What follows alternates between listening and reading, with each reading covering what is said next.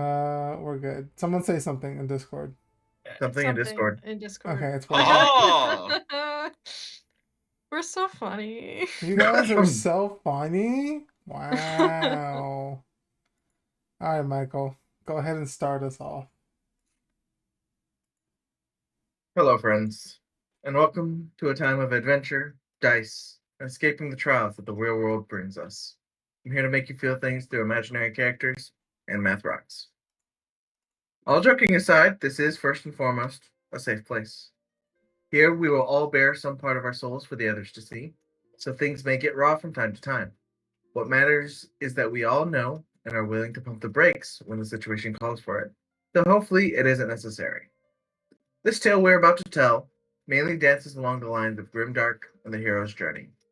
Adversaries may not be exactly as they seem, they may lie, they may cheat you, but not everything needs to end in a fight if you are resourceful. The world I bring you is cruel, but in the end, I care about the person on the other side of these screens more than the zeros and the ones on the screens. I'm not a perfect DM. Such a thing does not exist. I will make mistakes as surely as you will. If something doesn't seem right, we take a moment and see how we can fix that. I love you guys. Let's play some D&D. woo. I love you too, Mike. Oh. All right. So, last we left off, all the interviews were done either in RP or in the actual session. And then Cleo took you all aside, well, took you all and spoke to you all as a group. Sort of reaffirmed what she said to everyone and wanted to know if you had any questions for her. Questions were asked and answered, but now it is the end of about 2 or so days of downtime before you're sort of summoned by Eustace, the head manservant, where in the one of the few times he speaks, he tells you the carriage that Cleo has chartered for you to get to your destination, the secretion city of, me looking, Elkfeld, is ready and is outside the gates. But before we get into that, there were some downtime activities if anyone wants to divulge what they did. Or if there's anything you want to take care of before you're leaving Mythorn proper. Speak now or forever hold your peace. Did I ever subtract gold for a jeweler's kit? I don't remember. Jeweler's kit can be provided for you, but if you went to go buy a nice one, then no, it hasn't been. I don't think so. Yeah, I went to go buy a nice one. All right. So I could have it for myself forever and ever. Wow, that's beautiful. I think Rusa made some chef feet treats. So for the next 8 hours, she has she has 2 treats that people can eat and regain what is it? As a bonus action, they can get temporary hit points equal to your proficiency bonus, which is 2. So they get 2 HP if they eat a treat. This stacks on top of the temp HP you get from resting and eating a good meal. Yeah. Which she can also provide. Yes. We talked about it before, but I don't remember what was everybody's finger that they wanted to use for the ring. I think Yelsey's was thumb. I completely forgot. I think I remember everyone picked a different finger, which was funny. I think You are Rusa was correct. middle. Cat? Mistral, what was your finger? Before I knew it was the context of which finger do you want to wear a ring on, I said pinky, but I would like to retract my previous statement. No, it's pinky Get a now. toe ring. Get a toe ring. No, what do you want your ring finger to be? I feel like I you would think it do should be like right pinky. ring finger. Doug. Pointer. So we can go, hey you over there.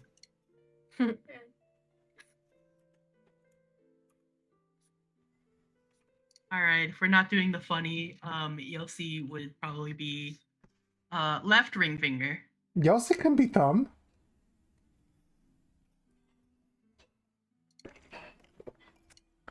That's Thumb how you rings know exist. she's keeping track of thumb ring. It's whatever Yelsi would want the ring to be on. It's gonna be left ring finger. All right. The marriage Gabe, one. Yeah. go ahead and make me a check with your jeweler's kit. See how much progress you get. What stat do you want that based off of? Let's go with wisdom. Okay. 16. All right. Woo! These rings are well on their way. You form the loops just fine, but the more intricate parts that Cleo requested that you do are going to take a bit of time. Gotcha. Which is good because you can do those on the road. You can't really forge the rings on the road. No, the rings are forged. This is just sizing and designs. Yes. All right. That's Sophia's doobly-doo. And Rusa's doobly-doo. Doobly doobly doo ba doobly doobly doo ba.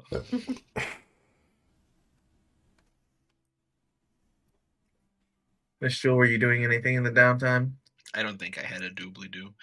I think Mistral's sort of just trying to get adjusted to the house and living indoors. There is a garden you can live in. You set up a tent there. Would he be allowed to live in the garden? Cleo doesn't give a shit. Then fuck yeah, dude. There's a Just don't motherfucking trample her tent. herbs. Her herbs and spices. If you voice your preference for outside, she will definitely give you not like a camping tent, but just like a fancier tent that like the upper class families go take when they go camping. Glamping. Oh, I don't Glamping. think that. I brought my own. Tent. It's fine, Cleo. This is Cleo's middle ground. Her hand me down. I have to use her tent. You gotta glamp when you're in the manor. Oh, fine. I guess I'll glamp it up just a little bit. Should pat you on the head and call you a good boy. No. But anyways, Doug, I need some wisdom saves from you. Yeah. No. Hey, does anybody want to give me a bless? I don't got that. Have it. I can. It's a save, right? Resistance? Yeah. Yes. Yeah. I don't have resistance, but I can cast bless on you if you ask me. Would Doug Could I ask get a good me? night blessing, Miss Sophia? Yes. Except put said me in a in, mature Sophia? and much more monotone way. No, he's got the big eyes and he's looking up at Big me. wet eyes. The pleading emoji. It's the big wet eyes looking up at Sophia. I got the big struggle of not writing in my book. It's the 17. That's not bad. 17 will pass. All What's right, the next one? Miss Sophia. May I also get may I get a good night kiss? Is that a bless? No. She'll give you a fucking kiss dumb. on Doug's forehead and cast bless on him. God Christ. Can I get a kiss? Another It's also 17. a 17. All right. So I believe this takes the DC up to, that's 4 days, 15. But you are 4 days in.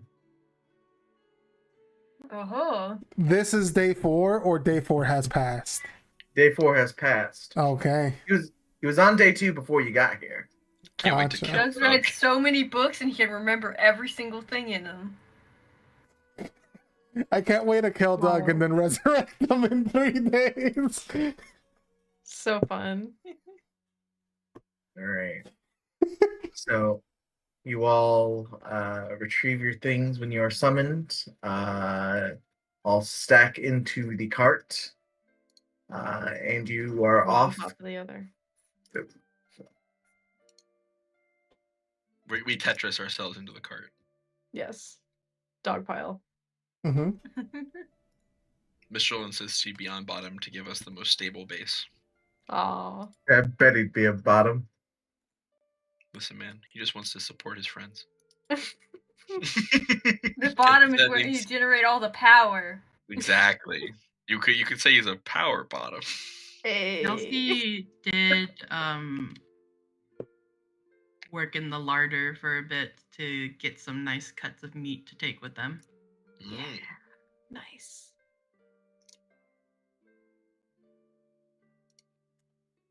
Alright, so about this dungeon. Yes, do we know what we are meant to expect? Eustace, true to his nature, after having already spoken in his sort of deep accent, just sort of hands you a scroll. Seems it's written by Cleo to say the dungeon in question is called the Infernal Run. Just go to the efficient at the Adventurers Guild in Alkfeld, and they will give you directions from there. All right. Sounds like we have our heading. Alright. We head over there. You all pile into the wagon like normal people. Oh, there's gonna be plowing in the wagon, Michael. We all play Oh. footsie.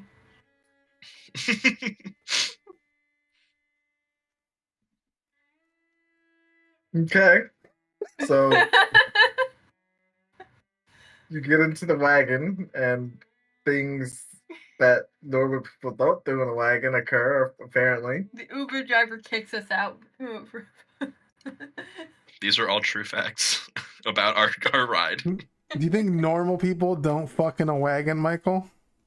Some people ride and some people ride. You know what I'm saying? None of them are Doug. Neither of which are Doug. Is anyone driving us, or are we driving ourselves?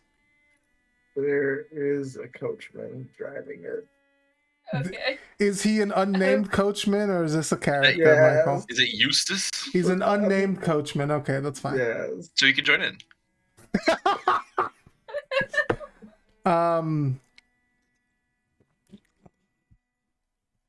How long His is name this is trip? Boris.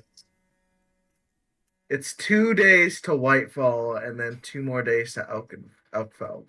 4-day trip? Jesus Christ. We should probably keep an eye out on the road during our trip. Mm. Yeah.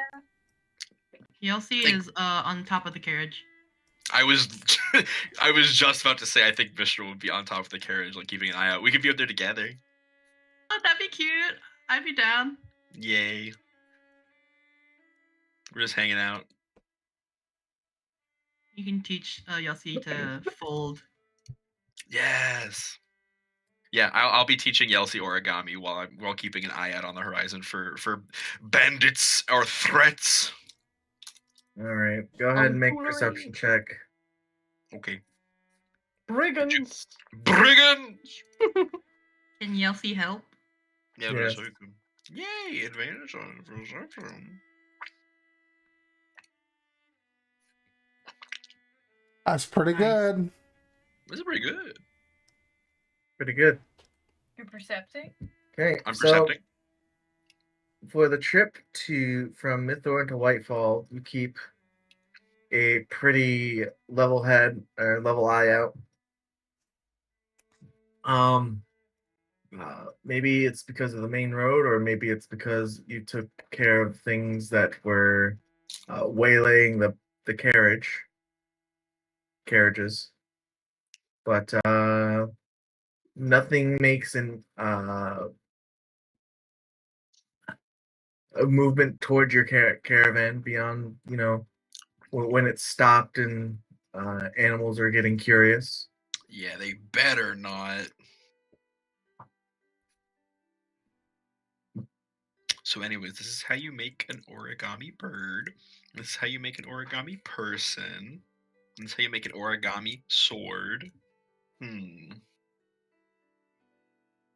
Yelsie, is there anything you'd like to learn how to make out of origami? Me. You. Is the origami person not accurate enough?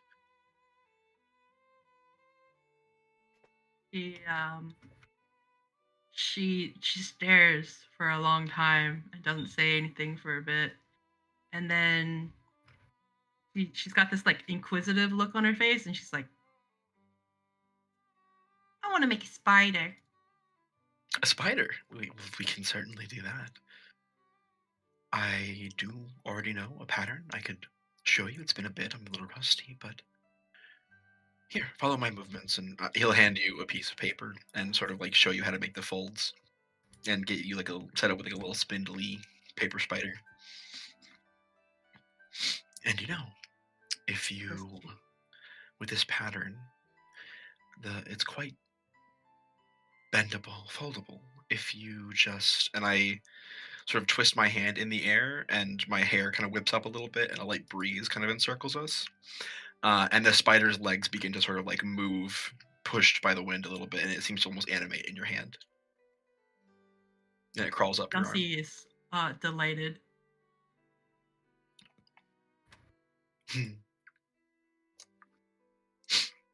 I'll practice this one. I'll keep a note of that. Yeah, and Yelsie spends the rest of her time on top of the carriage, just making a bunch of spiders. Cool. She'll eventually duck her head into the window, but for now, I'll let anyone else do what they want to do.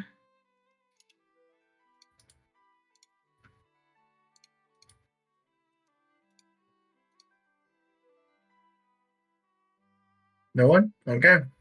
So, Rusa, Yeah, yes. can you tell me a little bit about you growing up? Oh. My upbringing. Sophia nods.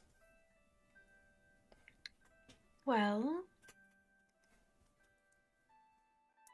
my mother and I lived in a lighthouse by the water. It was a small coastal town in Secretia. Just us. We did some fishing, but mainly kept to ourselves, kept away from town. Lighthouse keepers generally don't do much interacting. Eventually, I ran away. We had a bit of a scuffle. Bit of a row.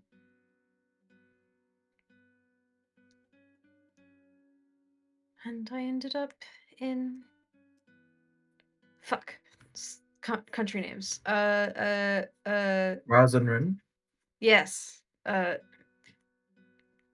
ended up in Rosenren, which is where I initially met Doug.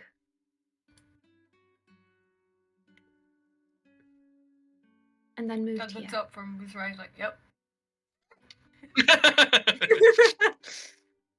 Yep, I remember that. Definitely. That's where we met, no? Is it where they met? Or did they... I thought they met in Secretia. I don't know why I thought they met in Secretia. No, you're right. They did meet in Rosenrun, didn't Mhm. they? Yeah. Then Russell would have said, then that's where she initially met you and Doug. Just amending that.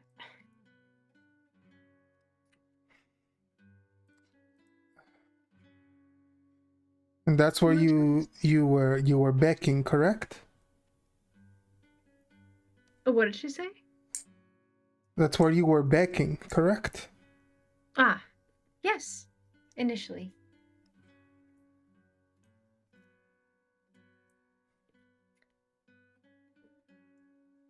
You seem to like cooking a lot. Is there any reason Yes. why? It is a way to show my appreciation for others and be useful to them and provide for them. And it is a nice task with one's hands.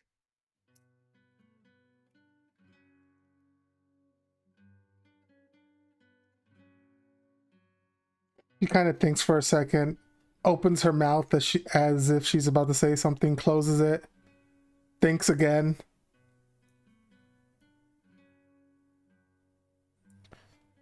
I can see why you like that.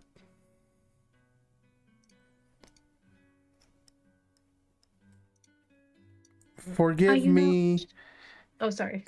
if I am prying too much, but you seem to have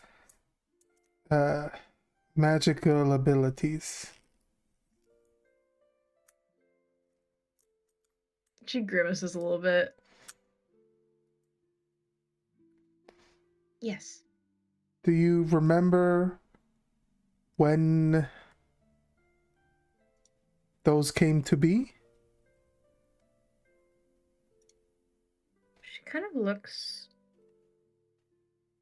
out the window, and there's a moment where her face kind of like flattens out. Like her expression goes like totally vacant. Kind of like a glaze over the eyes. And then after a moment, she blinks and comes back to herself. Seems to not realize that happened and just kind of like scrunches her nose up a little bit. I suppose it's always been there. But I hoped that if I simply ignored it for long enough, it would go away. Here's a question. Would Doug have, no, since he knew her previously for an extended period of time, would he noticed anything about that? Probably. Generally the way that it sort of manifests is whenever she's scared or has like a heightened emotional reaction, her body will like pull the light from nearby light sources. So either like fires or lanterns will either like die down or they'll flare up really bright. I don't know if there's electricity anywhere, but if there was, light bulbs will sometimes like shatter. Windows will vibrate. So usually it manifests with like light or force just sort of in the air around. So it probably wouldn't have shown up a whole lot unless there was a point where she got scared. Which, you know. Maybe like a spook, but I don't see Doug at that time have been gotten into any particularly huge trouble. Unless like someone was like, oh, my healthcare was subpar. I'm going to be a Karen about it. Right. Doug dealing with Karens. I mean, he doesn't have good bedside manner. It's more likely than you think. That's so funny. The alternative could be that like maybe you guys were together when you met someone who was like in really bad critical condition and like that was really stressful. Yeah, I could definitely see that. So yeah, I think it would definitely be possible that like Doug noticed something that was like maybe easy to brush off until all that time later when he's like, wait a second, this looks familiar. Yeah, I think he thinks, I was like, I do seem to recall some light flickering, which would seem strange for the weather at the time. Oh, yes. That would probably be it. I recall there were some stressful moments. But you always handled them very well. Yeah. I'm certainly glad it didn't go much further. Oh, yes. She looks a little uncomfortable for a second, like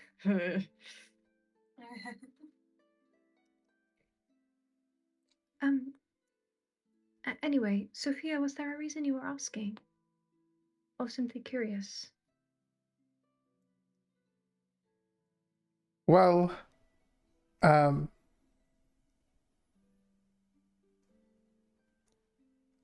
am trying to make these rings.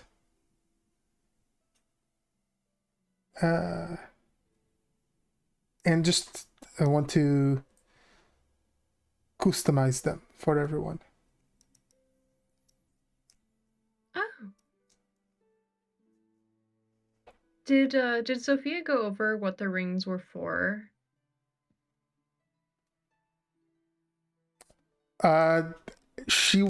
If someone asked, she would have mentioned it. Also, I think Cleo said something about it as well. There to denote your status as a group under her patronage. Okay. Then Rusa brightens up a little bit. Oh, how is that going? Well, the simple part is done. You know, sizing of the rings, basic design. But that's not a problem. But making sure, I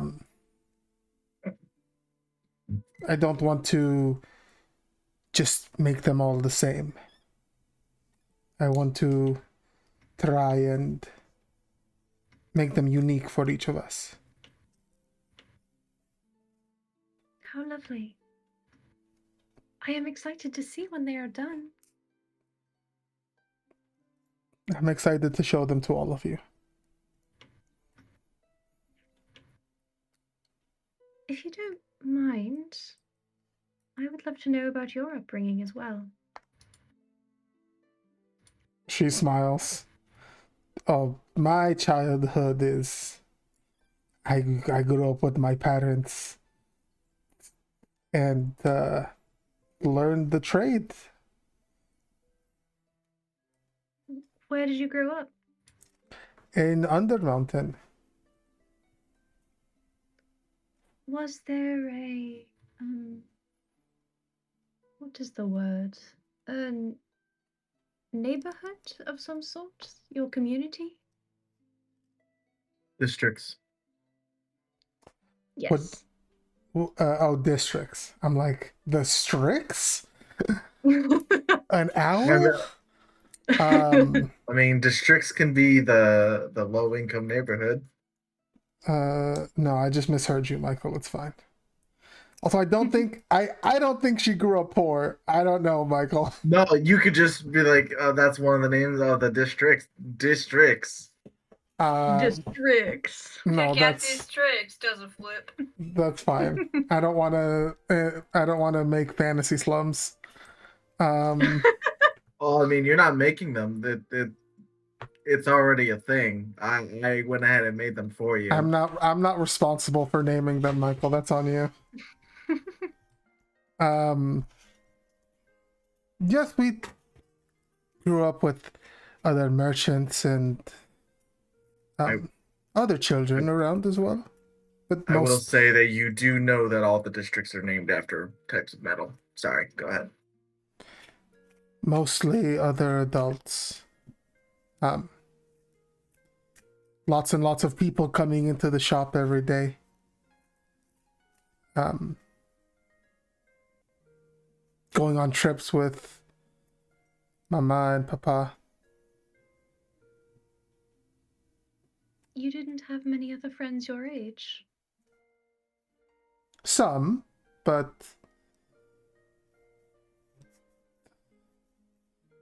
my parents were always enough. She smiles. What was the moment that you knew that this was what you were going to do? This being forging and crafting.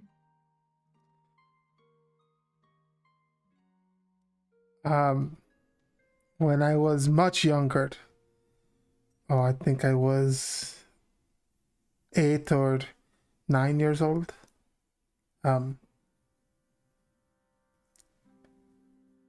I wanted to make something like my father would make. So when my parents were asleep, I snuck down to the forge, lit it all by myself, took some scrap ore, scrap metals, and I started to work them. I don't know how I thought I was going to get away with it. It was loud. I didn't realize my papa was watching me until I was pounding a few bars of iron together. And he was just standing there watching. And he didn't say anything. He let me continue. And at the end of it, I had made the worst knife you had ever seen in your life. It was really bad. It was dull and heavy and unbalanced. But I had made it. And the something clicked in my mind where if I put in enough time and effort, I could make anything. And yeah, that's when I knew that this was the life for me, being able to create whatever I wanted or help others create whatever they wanted or needed. Was that also when you first got in touch with your god? We had always, well, Mama had always worshipped Alchema. Papa was a little bit more pragmatic. He was much less about the worship and much more about the work. But Mama always had a way of combining the two. And it was always something that I did with her. And it made sense to me. And I think after that moment, I realized really what worshipping Alchema was about. It was about being able to bring joy into the world and goodness into the world via creation.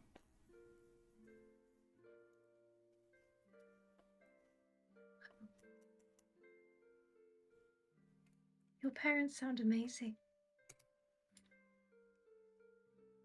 I think they're pretty good. If it's an okay question to ask, why did you leave them behind?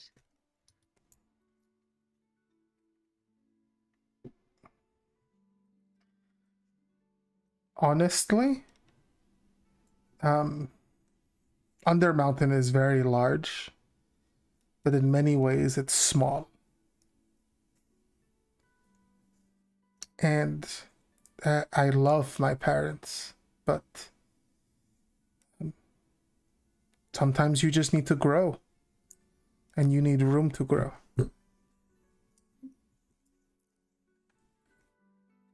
How can a place be large and small?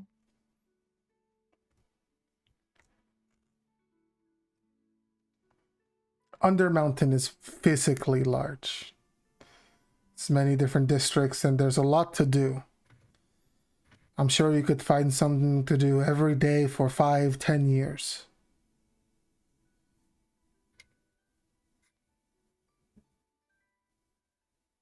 But even if I were to do something different every day, it's only the things that are available in Undermountain that I can do. Only the people in the Undermountain that I can meet. The material there. Experiences there. And the world is so much bigger than just Undermountain.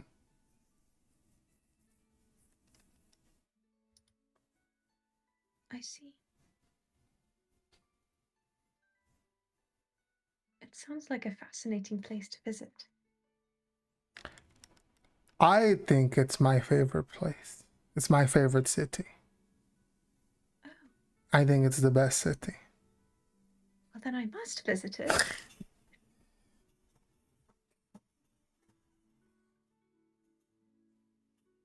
Once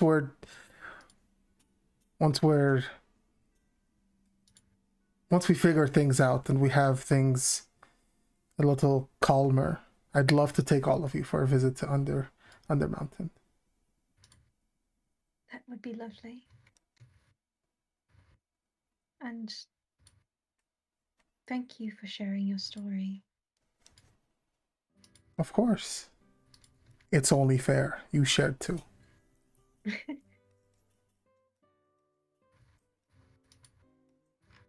What about you, Doctor?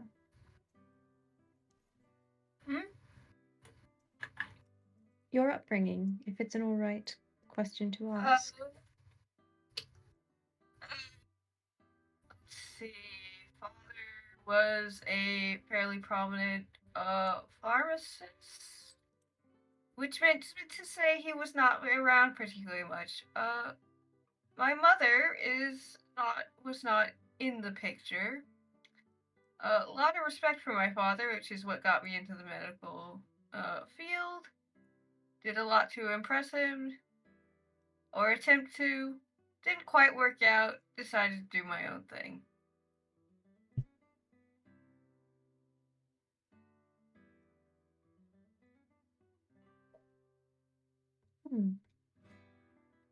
Did you grow up in Rosenran? No. I grew up in, let me look at the map. Oh, sorry, did not have my backstory open.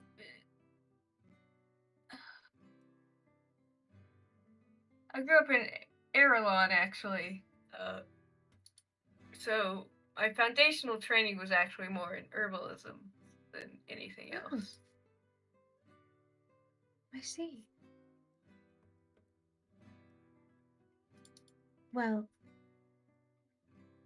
just so you know, you are more than enough for us. I am sorry that your father didn't show you enough of that. I appreciate Ruza, however, I'm a 40-year-old man, so it does not particularly plague me that deeply. Well, even so, I think it is important for anyone to know that they are appreciated, no matter their age. A little.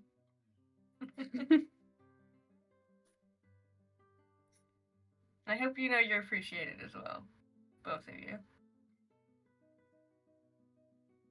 This is a good group. I think so.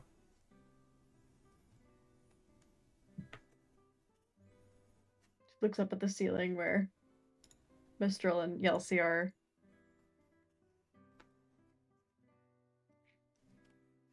It's calm enough that you could talk to them.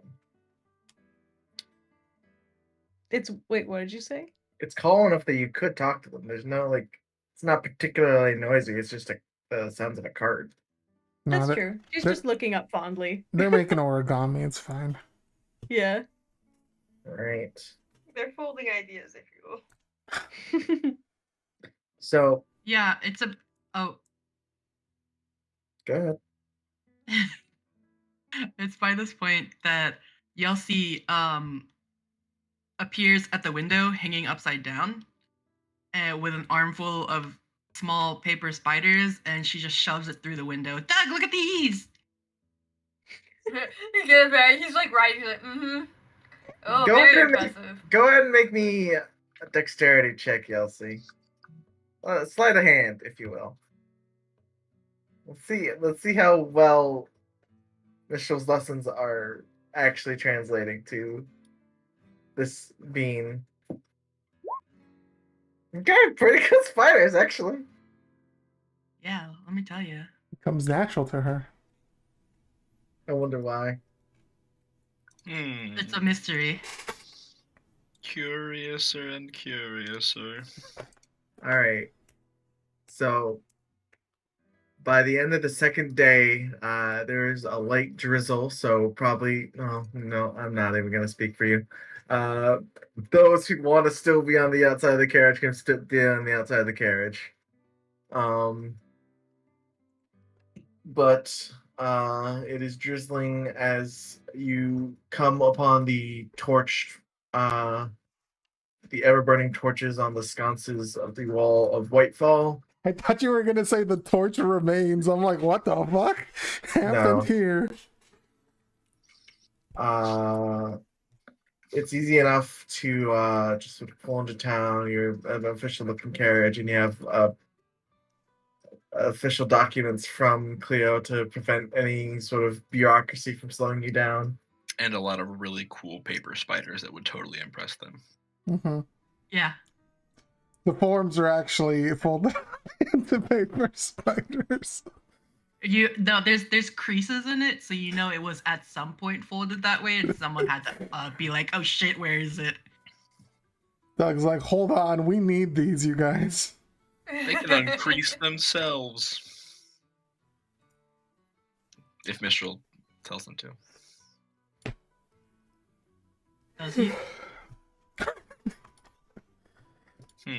How big is this town, Michael? Good question, doesn't he? It is a much smaller township. So they have like a mayor. It's probably like a fifth of the size of Mythorn, if that. So how many people live here?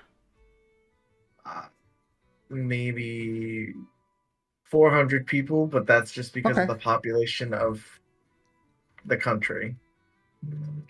You would imagine it's comfortably supposed to fit about 250.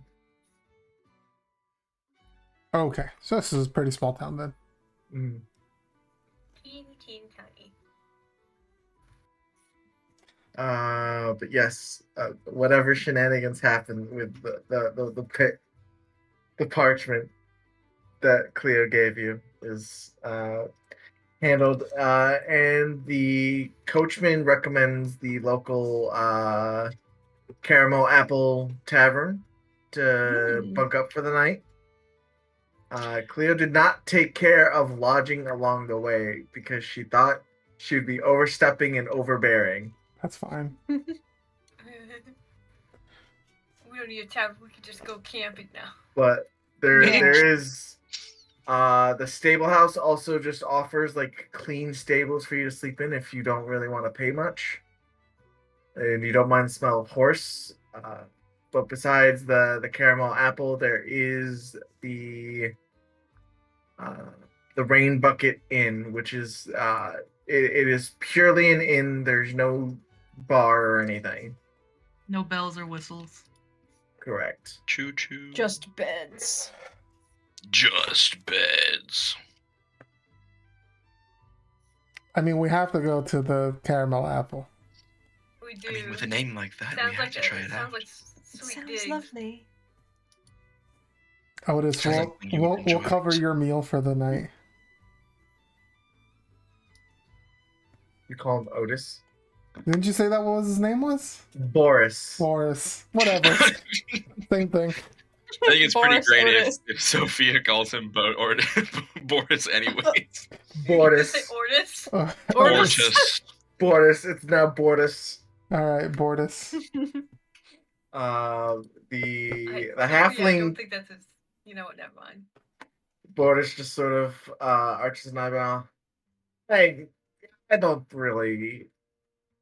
You don't have to hang out with us. I just want to. You've been. I'm just going to hang out with Clarabelle and Missy here, and he just sort of points to the horses. I'm gonna make sure they get fed and whatnot. I'm gonna spend the night in the stables. Okay. Well, I give him 2 silver pieces to buy himself some dinner, or drinks, or whatever the hell he wants. It's his silver. I appreciate that, Mistress Sophia. Gives him a thumbs up. Bortis takes his coin and goes and buys himself a meal, but otherwise he is hanging out in the stables with his horses. I'm gonna lead the way to the caramel apple. All At right. some point, Russo wants to bring the horses back some treats as well. That, Carrots. It's only that can right. be arranged. Yelsey Hell eats yeah. with the horses. Hell yeah. No. Yelsey I almost eyes thought the you said. horses I up. thought you were gonna say Yelsey eats the horses. No. Yelsey knows she's not supposed to eat the horses. Yelsey Yeah. like horse meat's not very good. The Hanses. I Totally don't different even know why creature I than a bothered. horse, by the way. I don't Yes. even know why. A Hans don't is worry a about horse, but slightly to the left. No, it's a Hans is a horse, but without the body. It's just the head and the legs. It's just the head and the legs. I hate that. It's real. Look, Google it. Oh, you're I'm good. right. They're really cute. Michael, what do we see when we get inside? Give me a moment. Unlimited Hanses. Who's behind the counter? All right.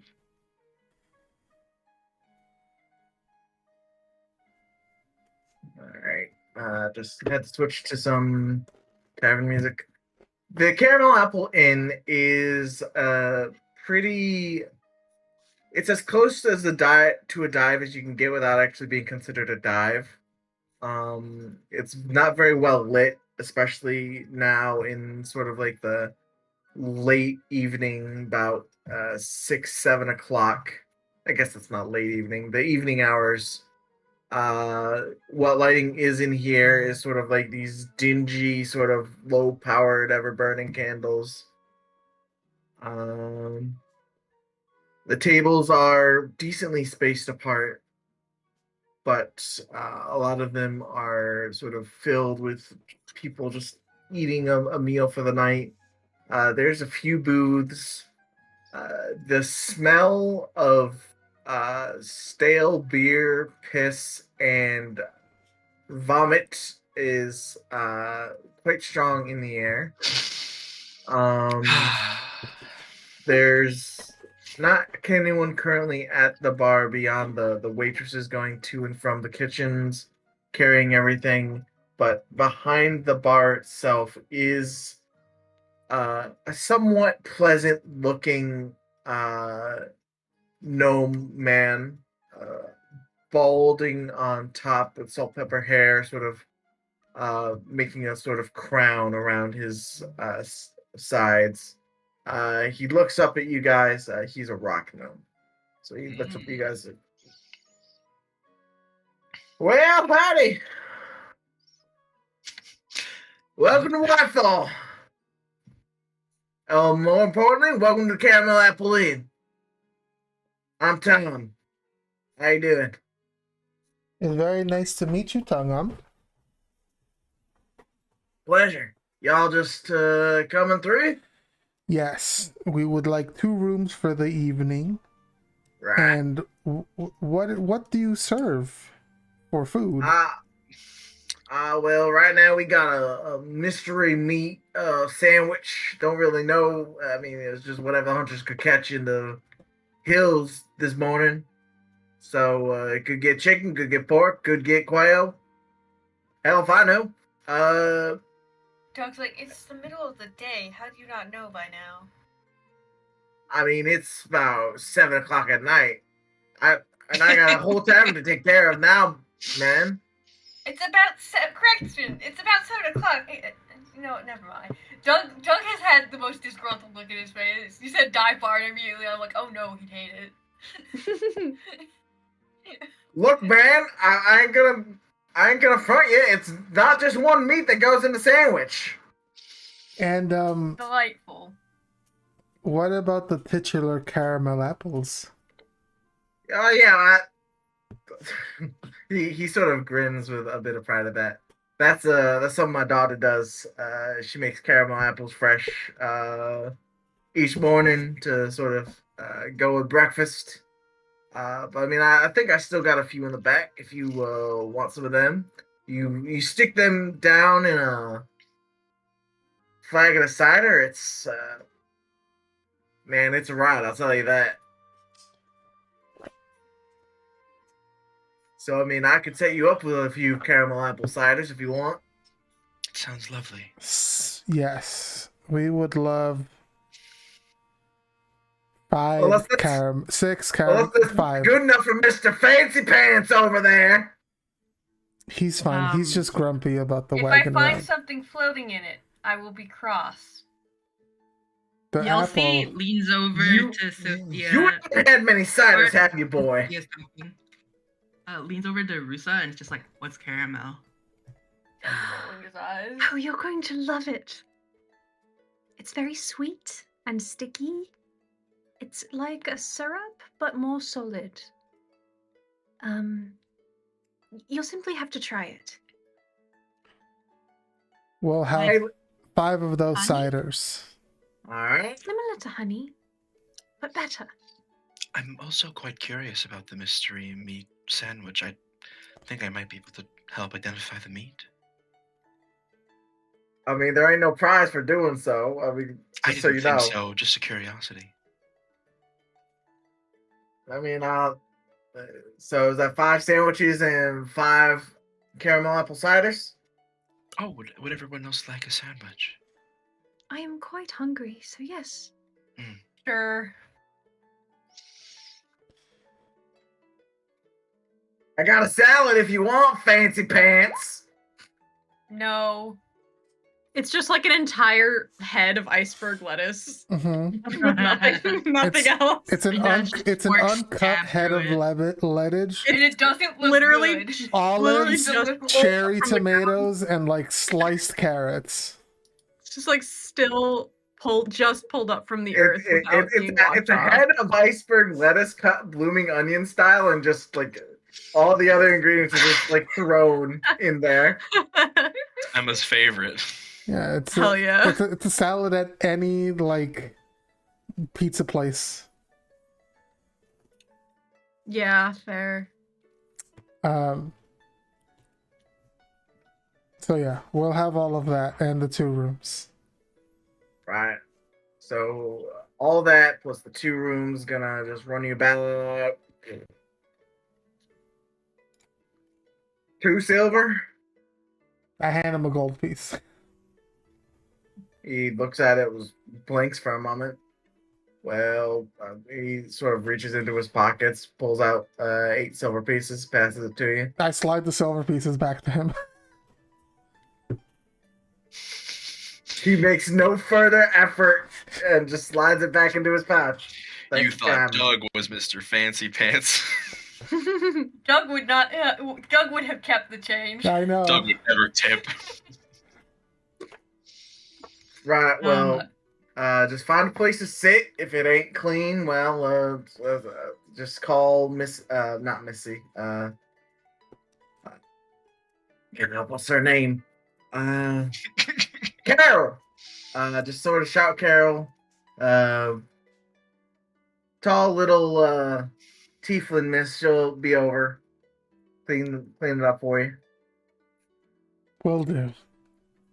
Thank you very much. Of course. Monte, I want- we need 5 sandwiches and 5 caramel apples. And he just like starts going off into the kitchen. I want you to know that like Yelsi already does not really know the value of gold, and Sophia is not helping. Sophia is just giving him a tip because Everything just costs 1 gold. because it's easier for me if I don't have to keep track of silver and copper. What Yelsi has learned is if you give someone a gold piece, they will give you anything. I mean, honestly, Guilty kind of nods. true. Basically. Can't wait for the day Yelsi goes, Sophia's not good at math. Listen, she grew up in as an artisan. She knows that tips are important, okay? Hell yeah. It's how you get by. Alright. Yelsi, your tip is being alive. I didn't kill you. You're welcome. Hell yeah. Someone roll me a d20. Who? Everyone? I'll roll it. Someone. Oh. Do That's it. a 6. Cool. Oh yeah, the one table you find that's empty is just dirty. That's fine. Doug uses prestidigitation, he refuses. Is it Thanks- like dirty, Doug. or is it just like plates It haven't been hasn't- picked up? It hasn't been bust yet. Yeah, that's fine. I make sure to stack all of the plates together and make it easy for whoever comes by to pick up the plates. Is there Rusa any gives you food on the Rusa table? tips also on like how to clean. properly stack it. Yeah, I follow Roos's lead here. Rusa Several people knows. talked at once. I heard stack, and then someone else was looking for something else. Yeah, listen, is there still food on the table, and is anyone stopping Yelsi? Doug There's like cleans the plate before you can eat people's already chewed food, Yelsi. Already chewed? Already chewed? there, The gristle. there's half of a sandwich left with the crust cut off. Oh, that's Yelsi's. That's Yelsi's food. You could just cut off the part that somebody bit. Or not. Cast presentation is unsoiled the plate. It's gone. No, it's not. Yelsi is just like eyeing it as they approach the table, and then it's just like, it's all gone, and Yelsi just like, I will say prestidigitation is powerful. It cannot disappear an entire half of a sandwich And why not? because it's a Soil- cantrip. Soil is composed of many different granule things, and if I unsoil it, just depends on the perspective. Oh, The plate itself, spotless. The sandwich, For the sandwich is still questionable. there. maybe the sandwich is also spotless. That makes it fine for Yelsi yeah, to you eat. can just tell Yelsi no. Yelsi, don't eat other people's food. But no one's here. I cut off the part of the sandwich that's been bitten and hand the rest of it to Yelsi. Yelsi, big eyes, stares at Doug. Two Doug's hands making on the half-eaten sandwich. Whatever face Mike makes when I drop it really stonks. Fun. He just looks so disappointed by all of this. You're not Yelsi's dad, okay? Yelsi's eating it. Alright. It's meat, Yelsi. It's a bunch of different meat. It's like Is it like Um, Sam texture? no, it's like I would imagine it's that processed. I bet it's just like cut up and piled up on the sandwich. yeah, it's like Mm. thinly like it's like thinly sliced deli meats. It's just like a variety of just like very poor poor quality. Gotcha. It's like you went to the store and bought a $1 case of bologna, salami, and baked honey ham. Listen, that's good shit. That sounds great. And I honestly. understand that it slaps, but also I also have to understand that it's nothing when compared to when you pay the big bucks for the sandwich meat. That's fair. Sometimes you want to indulge, though. But Slightly yes. slimy, a little too sweet, you know. Yeah. Is it It's indulgent me. or is it undulgent? There's actually you'll see there's a slight soury tang to it. Like, Oh, ooh, no. this was I know like, that's Yelsi is relaying this with each bite. Is there a slight lustrous quality to the meat, like a little like rainbow shimmer on it? You can't really trust the light in here. And also, Yossi's eating it far too fast. But by the time Yossi has that sandwich done, you'll hear a well, I'll be right over there, y'all. Just thank you for stacking the plates. I'll be right over. You just see an orange-skinned tiefling plop her head up from the kitchen and disappear back behind it just as quick. It's no rush. Take your time. In short order, this orange-skinned tiefling is sort of out there, picking everything up. You can see she actually makes. She has a sort of the word prehensile tail. So as she's picking up her tail is like wiping down the table. That's cool. Multitasking. Nice. But she looks at you. You can just see a bunch of brown that dots her face with freckles. She just has a pleasant enough experience. Like she's a happy-go-lucky person who has yet to meet the cruel fate of the world. So what you're saying is we must protect her at all costs. Yeah. Sure. Not when you You're say not it like that. But yes, she just sort of bows. All right. So you are the party of 5. Here you go. She reaches into her sort of apron slash. Well, no, it's just an apron, a half apron. Pulls out 2 different keys and hands them. Just sort of places them on the table. Mm-hmm. Your food and drinks will be right out. Thank you, Carol. Thank you.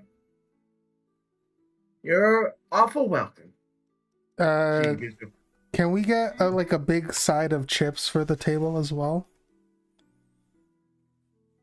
Sure. Did you want those baked or fried? Fried, please. Of course. Is this one of those regions where chips means fries? So I have made some allowances with certain things. Chips can mean fries, but they can also just mean potato chips. Baked chips are potato, like. Okay. If we're ordering at a restaurant, I would imagine it's fries. Yeah. Right. I always imagine in ye old times that chips were Yeah. chips of. Oh, I guess she doesn't say. She doesn't say baked or fried. She says kettle or fry. Fried. Kettle chips are supreme. Sorry. She's like, "Oh, you're wrong. I'll bring you the chips." No, but you guys will get a nice old party size of fries. Thank you. Of course. But she sort of bows again, gets all those plates. And as you guys are sort of getting to sit down, you hear this loud crashing noise as a bunch of cheap porcelain shatters on the ground. And the Tiefling girl yells, "I'm so sorry, sir." It's like, hey, watch what you're doing, all right? Just slow down. Youngsters these days, and you just see this sort of elder orc is just he's not like overly mad at her, he's just like cleaning the pieces of porcelain off himself. If you bring those over to me, I can mend them. You don't have to do that. It's my pleasure. Please. All right. The tiefling sort of brings over the she gets a broom and a dustpan and sort of if all right, the fries are on me for this. No, I it's insist. fine. I promise. So While you're waiting for your food, you can go ahead and cast mending I and mend will. these like 4 or so plates. Cast mending.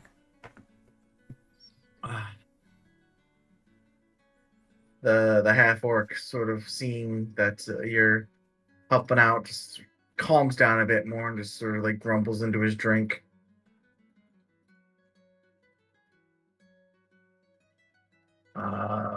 But in short order, those plates are fixed. The tiefling girl sort of nods furiously as you give them to her, and she more carefully this time goes back and places them.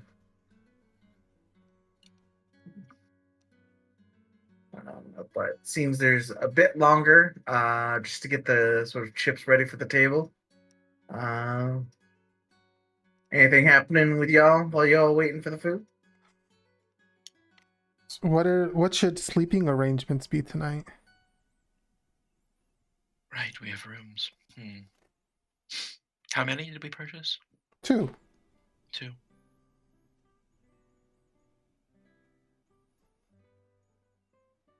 I mean, I will fit anywhere.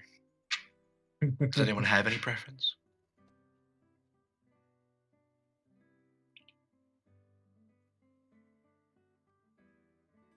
Yelsey is licking her fingers and points at Doug. Of course. Well, Rusa, Sophia, and I could take a room if the two of you want to take the other. I'm talking while muted. It doesn't work. That commonly does not work, yes. Welcome back, Emma. Yelsey is taking us? Yes, Yelsey is taking Doug. You are correct. Okay.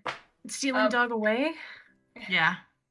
Wow. I'm on day 4 of not compulsively writing in my evil diary, so if Sophia can help me once again with that. I'd be okay sharing the room with you and Yelsey to help with that. Then Rusa and I will take the other.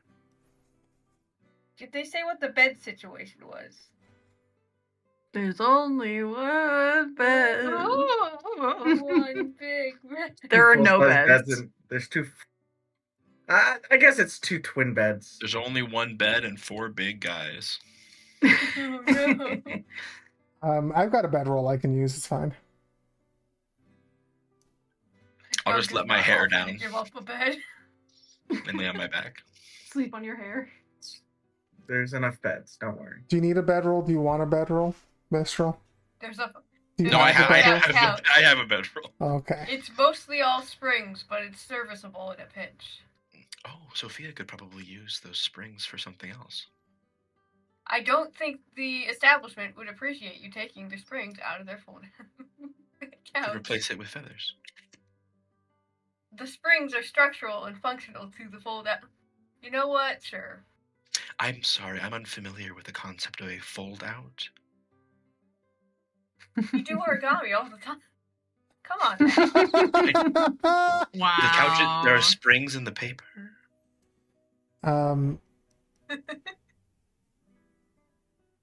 Perhaps Sophia couldn't use these very well then if they're made of paper. It's fine. Just never mind.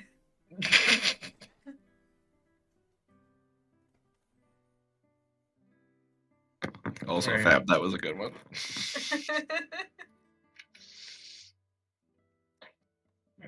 Alright. In short order, the sandwiches are brought out to you along with the chips for the table. I will say the best part of this meal is probably the chips. Sandwiches, not the best.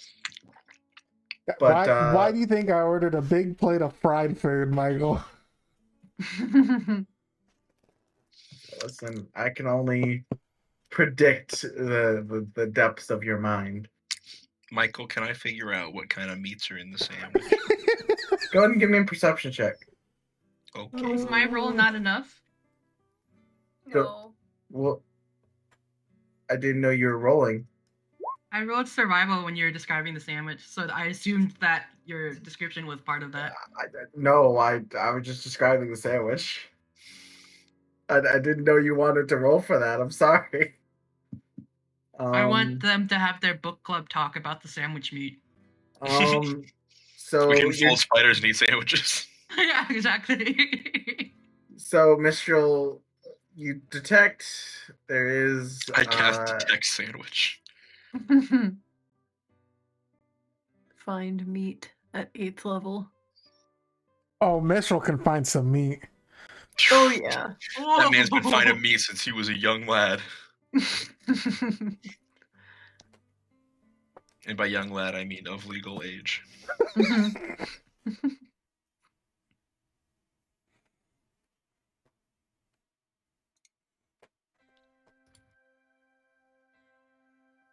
so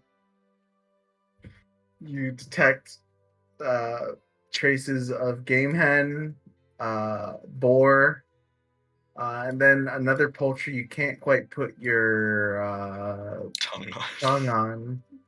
God. Oh. Actually, Live boar. go ahead and give me a nature check. Let's go. Oh, is it gonna be like a harpy or something?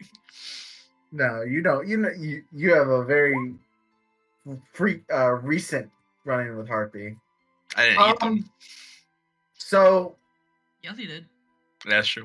you're not sure this is exactly what it is, but in the desert, there are these round soccer ball shaped birds Oh. that can that beaks and talons can cause mild petrification. Oh, so it's like a cockatrice. Yeah, it's a cockatrice. Mm. This meat reminds you of someone badly purifying it and then smoking it. So, Mike, what you're telling me is there's lots of hog, cock, and gamer hen in these sandwiches.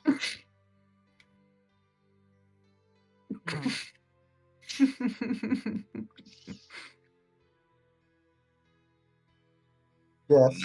I'm not here. Yeah, perfect. Okay. I will relay that information to Yelsey. Yelsey, with your 18 survival, also give me a nature check. I'll give you advantage because you're a butcher's daughter.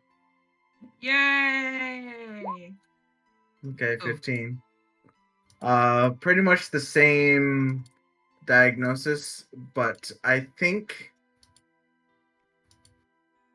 you can tell for sure it's not cockatrice meat because you've had that cured and uncured, and it doesn't quite match the flavor profile.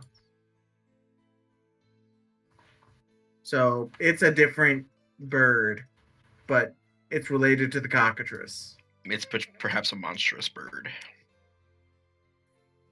A weird little guy, one could say. Yes. You would say the Yelsey closest relation to a cockatrice is probably the hippogriff.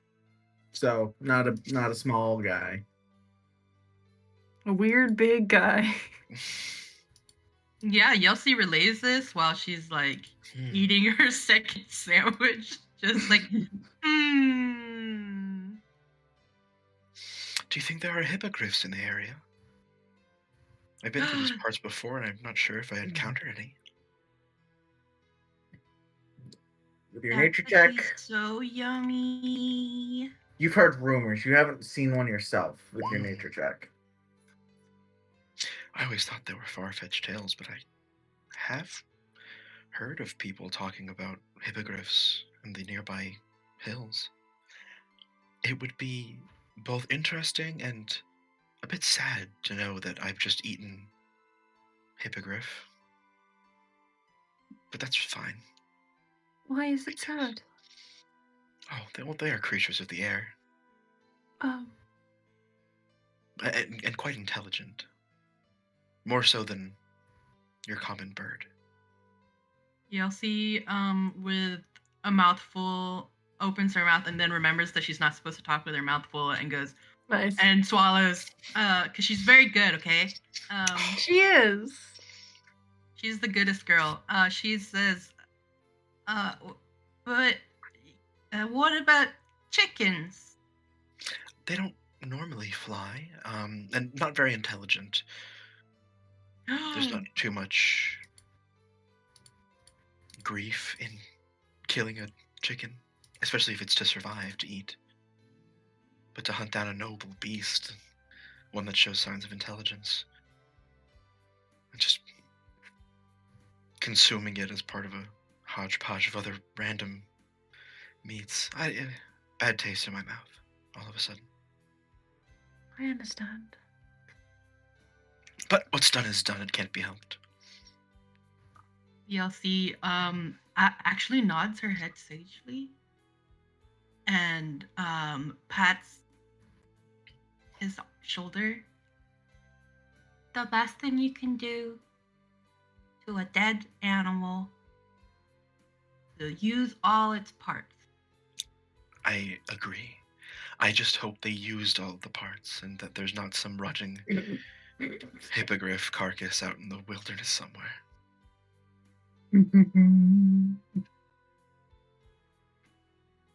But we will make use of the parts we have.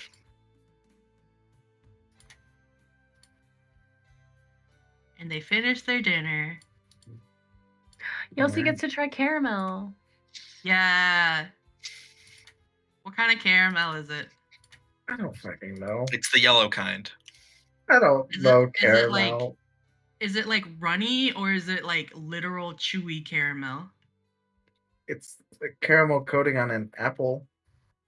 So it's chewy. So it's chewy and tacky, and Yelsi's teeth Yeah. stuck at first. Yeah. Rusa's like, Yes. looking at her with big, sparkling eyes. So Yelsi's teeth get stuck in that first bite, and then Yelsi just like a little bit of surprise on her face, and then like her brows furrow, like, oh, this is a challenge, and she just bites into the apple.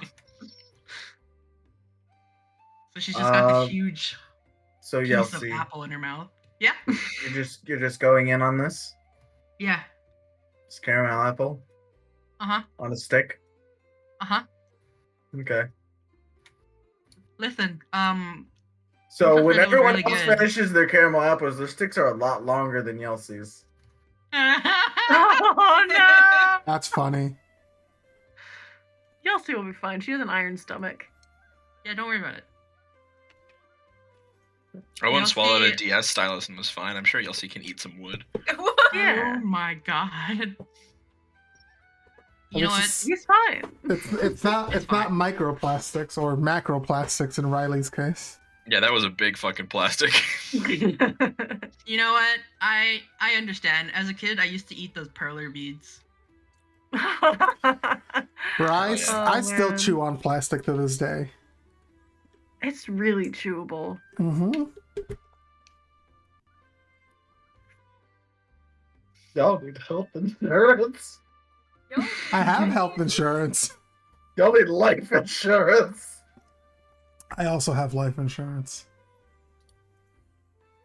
Goodness gracious. But yes, dinner eaten, place taken care of.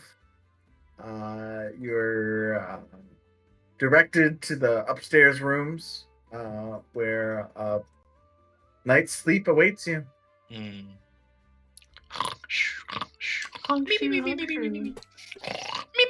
Turn on the light. What? Sorry, talking to my cousin. Oh. I assist Doug with trying not to write in the book. All right. Doug, Alright, let's see it. I'm gonna do the wisdom roll. Let me pull up the window. It's escaping.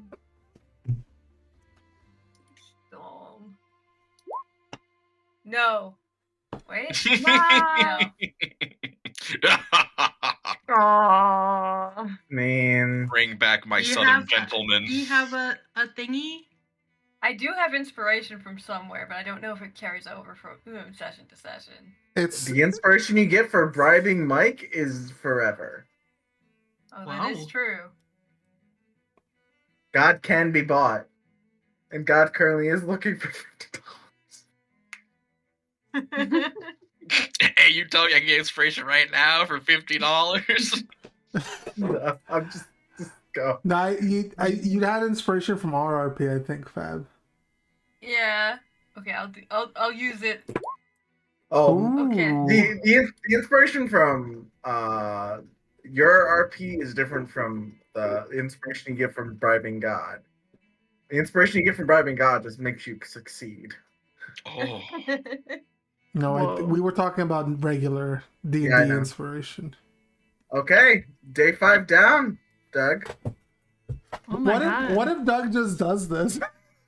I know. It's like, well, that resolved quickly. That's okay. It's getting harder as it goes. It's like So, it Doug, bumps up. Yeah. have you ever made it to day 5? I don't think I have. Good to know. Probably about like 3. Probably like day 3 is probably the highest I've gotten. Honestly. Okay. Yeah, listen, Yelsi is chewing on something. I don't know what. She's munching on stuff, and is like very impressed by Doug. She's I'm chewing so on the impressed other by this half of the grown stick. man not writing in his evil diary. And he just kind of stares at the page, and it's still just the last entry he made, which I think was sometime during the mission. And he just closes the night it. on your return, I believe. Yeah. And then he starts writing in his non-evil diary that Cleo gave him. Aw. Thank you, Sophia. You've been a big help. It's the 5th day in a row, which is a lot farther than I've ever gotten.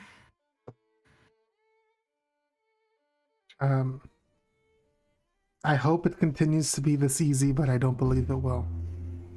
I doubt it will. I don't think my patron. Well, he won't be displeased. He'll do something, I'm sure. I'm not looking forward to it.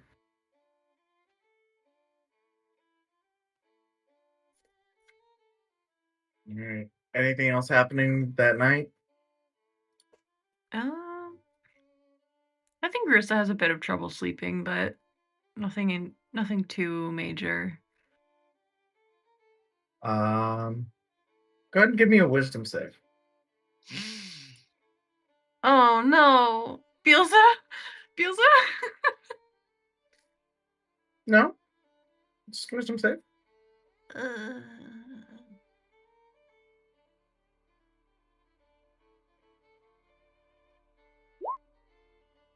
Good Sure. good save. Pat. So- Good save. Your dreams are a little bit tumultuous. Like it's not like a very stormy sea, but I mean, there's like some like rough, choppy waters. But other than that, your sleep is once you actually get to sleep is fine. Hell yeah. Fat. Hi, what's up? When Doug goes to sleep, Yeah. you sleep through the night. Aw. Whoa. You wake up because Mistral. Yelsi's leg hits Hey. your shoulder. That's me. Hey, boy. Was good. As you're drifting to sleep, you feel a slight pain, not physical pain, in your soul, in who you are. You feel like you've lost something. You can't quite understand what it is. But there's a definite, profound sense of loss right before sleep takes you.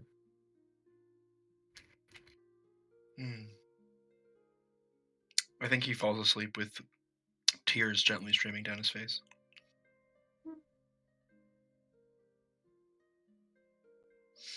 The next morning, you are all sort of woken up at various stages by a clamor downstairs. It just seems from your bedrooms, it just seems like a bunch of mumbled, or a cacophony of like mumbled voices that are like speaking slightly above, proper speaking volume.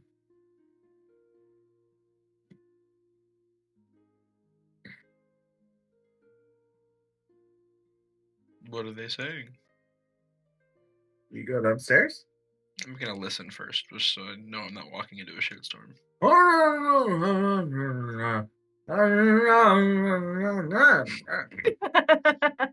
Me with an 18 passive perception, I don't know what these fuckers are saying. It You're woke you percepting, up. you're not hearing. Damn. You know they're speaking, and whatever they're speaking about warrants slightly raised voices. No. Doug thinks, not my business, and then he's like, oh, but it's gonna be annoying. So he's like, come on, let's check it out. Yeah, I'll go down. Really quick, Riley. Oh, yeah. Does Mistral seem okay when he wakes up? Ooh, good question. Make an insight check, I guess. Okay. But Mistral's not very charismatic, so it's not like he's not really good at like hiding his emotions, you know? Yeah.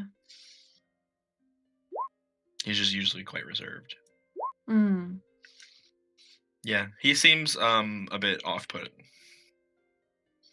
Like what's the vibe? Like queasy or like Not cautious queasy. or sad?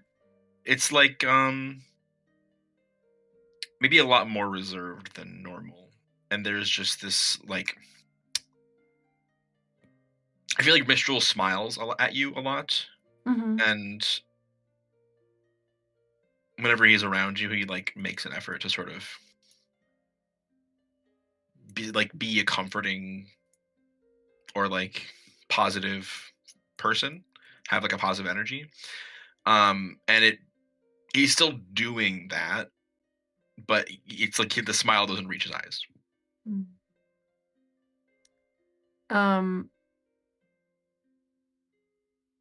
I think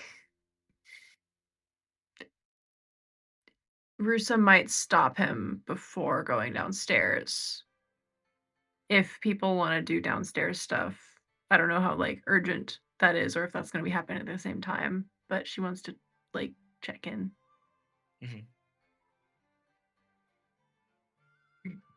It's up to y'all. I'm just here to tell you what happens because of what you do. That's If fair. no one wakes Yelsey up, well, Yelsey is going to continue sleeping. I will say that this is loud enough that it does sort of come through. Like, this is not a very well. Like, these aren't privacy rooms, so eventually the shouting will wake Yelsey. Yelsey does not Is it like it. shouting? Like It's just like the noise cancellation is very bad in this right. tavern, so it just sort of filters through. Not to the point where you can like clearly understand what they're saying, but like if you were to like doze off in school, the sounds of talking would eventually wake you up. Yeah. Unless you like are actually conked the fuck out, which at the end of the 8 hours, I find that unless you have like narcolepsy or something, those sorts of things will wake you up. God, I wish that were me. I was about to say. Okay. Yeah. So I think Mirsa's concerned enough because she can sort of tell by now the smaller changes in her friends' moods. It's like something that she tries to pay attention to. And she kind of reaches out and just like gently touches Mistral's arm. Rusalka, what is it? Something is wrong. What is it? What do you mean? You seem down. Ah, I see. You're quite astute. Well, I care. I know, but people who care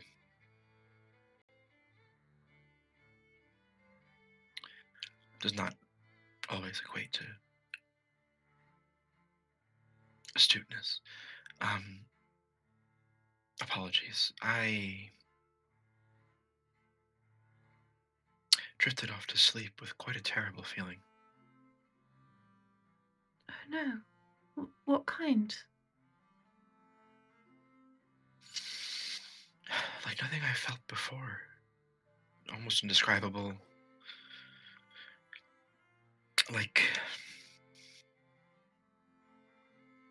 someone I love a great deal has died. She looks alarmed. You don't think it's some sort of vision, do you? Some... I hope not. Normally they come to me in whispers on the wind and visions through the fog, but not feelings like this deep within me, in my soul. This is...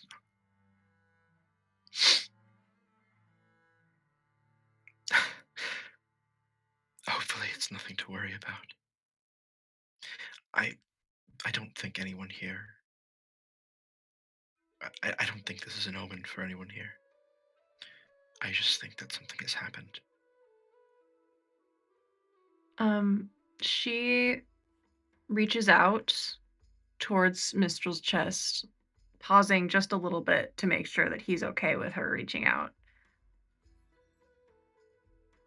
I know that he's normally okay with touch, but I think she's being extra cautious right now. He doesn't make any move to like back away from you. Okay. She presses her hand to where his heart is. Was it from here? No, not there. More... And he puts his hand over Roos's and sort of pulls her hand down across his chest, and more sort of like at the center of his, like just below his sternum where his rib cage meets. More down here. But deep inside me. She leans forward and rests her ear over Mistral's chest. Mike, do I still hear 2 heartbeats? Make a perception check. Okay.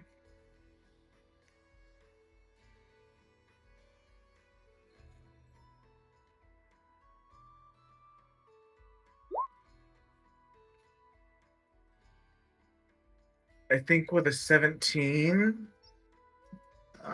if your ear is over his chest, not necessarily where his heart is, you don't I think hear the heart. she would put it over where his heart is specifically. All right, so you do hear that ba-bum, ba-bum, ba-bum, ba-bum, ba-bum, ba-bum. But it's no more change than it was the last time you heard it. Okay, so it's like it's just stayed steady. She pulls back a little bit. What do you hear? 2 heartbeats. Still. But that is nothing new, is it? Not since the harpies, but... I don't know. Something tells me that such a sudden feeling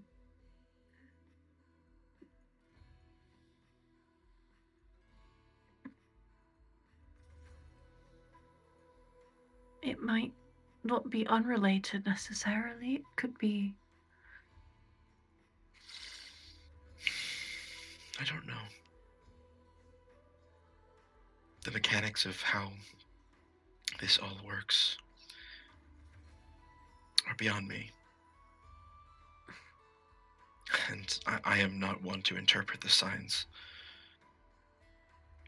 Not like my mother or sister. I only feel and hope that this does not concern anyone here, and that this is an omen for something else entirely. But just in case, we will be extra careful today. Okay? All right. And he puts his hand on top of her head and sort of ruffles her hair a little bit. She smiles. I appreciate you looking out. Let me know if you want to talk, all right? Of course. The same goes to you. Indeed. All right. Did everyone else go on Sure. ahead? We were all waking up by this? By the talking downstairs? Yes. I just know Rusa hung back with Mishra. I didn't know if anyone else went down. Yeltsin is the first one down. All right. Well, I guess you guys were in your own room, so you'll see Doug and Sophia. I guess you all could have gone down. Yeah. Depends on what you want to do. All right. I don't think we would have done. I don't think there's anything between us that we would have done otherwise. Oh no, I'm not. Yeah. More so talking about the scene downstairs. So when you get in there, there is a fellow sort of stood up on a table, and there's a bunch of people surrounding him with chairs. Not like they're sort of like discussing animatedly amongst themselves, but he seems to be in like a form of deep concentration. Doug, when you see them, you don't have to unmute or anything, but you notice this to be a sending wizard.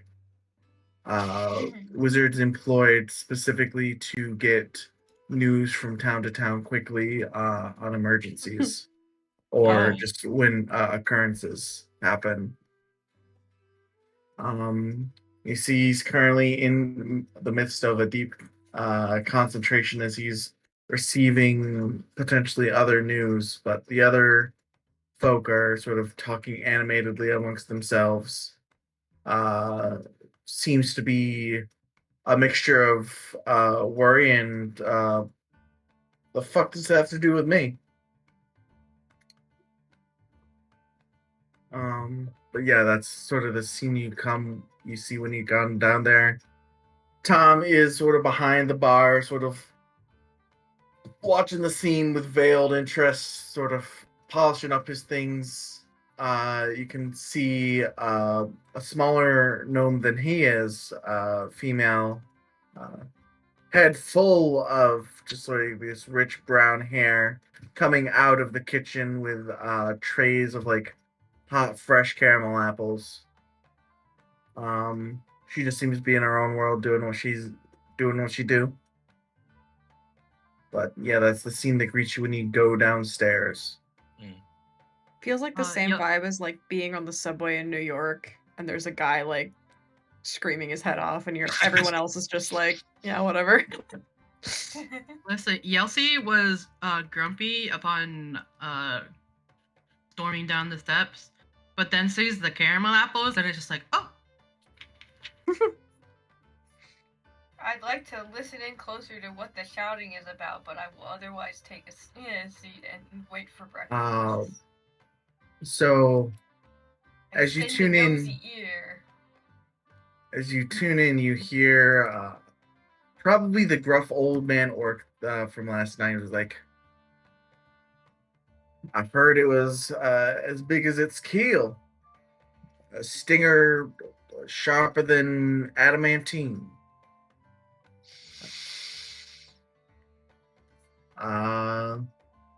And it just sunk the whole boat just like that? I mean, that's what the man said. He just sort of points up to the guy. I mean, I ain't never seen something that was... I ain't never heard of something that was half man or half shark. Mistral surges forward. It's Sidon. Mitchell surges forward towards the people talking. Okay. What boat? Where? When did this happen? Gregor, the orc, sort of looks at you. Looks between you and the figures you just came down. Seems a trade vessel off the coast, Cove Copper Vale, sunk by this large shark manta ray thing. How large? Bigger than a schooner.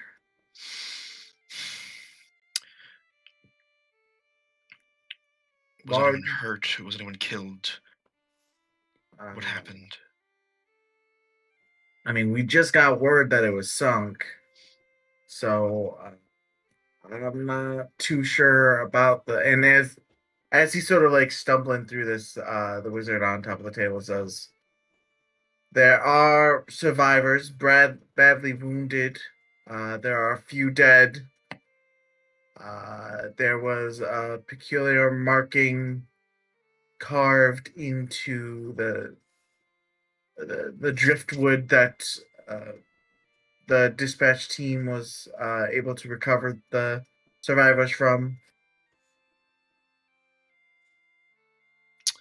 He goes back to his state of concentration. How far of a trip is this from where we are? This is far to the north, right? No, Coppervale is on the map, actually. Mm-hmm. Oh, Cove Coppervale. Wow. I didn't think they would be this far east. It is quite strange for them to be this far east. Yeah, it's winter. Yes. It's quite strange indeed. So it's almost like weird things are happening all around.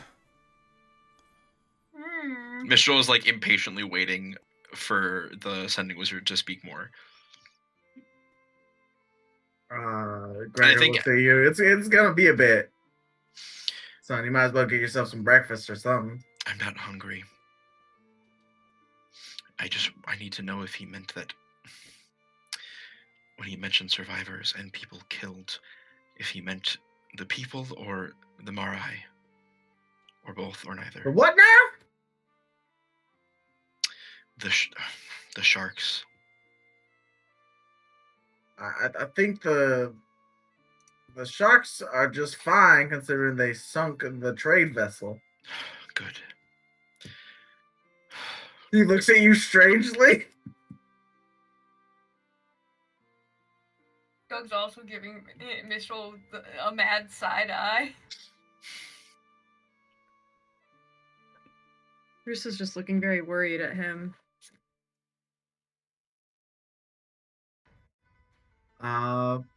Suddenly give me a moment here. I need to make sure I get this correct. I need to get an actual picture of the symbol. Mm-hmm.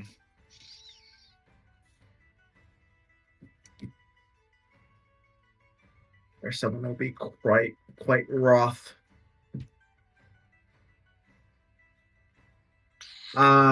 So the sending wizard sort of reaches a hand out for a paper. Someone like gives him some parchment and a quill, and he draws an X, but links the bottom two legs of it together to form an hourglass shape without the top. Mm-hmm. Is this an Aquan symbol? This is it's Aquan in origin. Mm-hmm. But not. Is it evil Aquan? Dark one.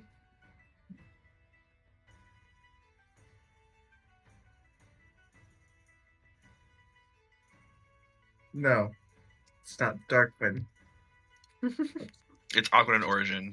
But it's not like an instant recognition like I had with the other symbol I've seen.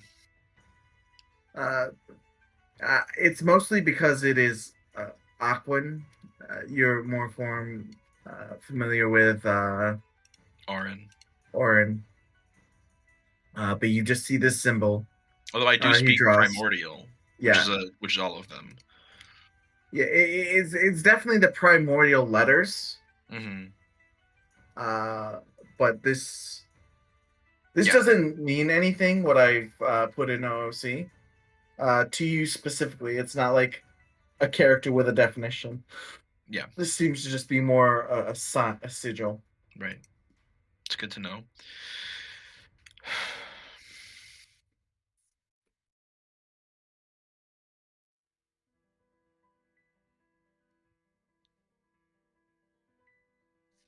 Is the Ascending Wizard still concentrating? He, as soon as he sort of wrote that down, he's speaking. Once the survivors, it's assumed 10 are dead, but 12 survivors. All the what cargo could be salvaged was, but it seems to have simply been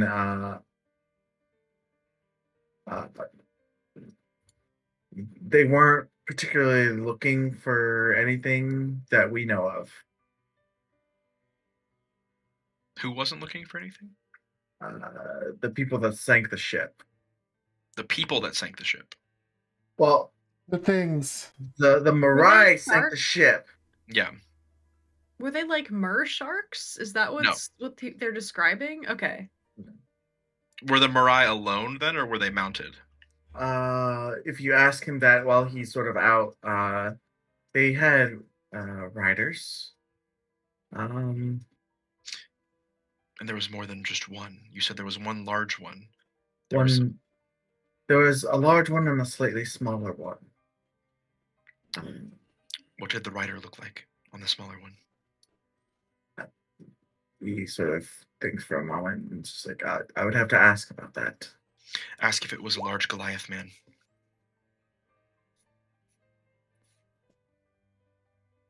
All right, he goes back into a state of concentration.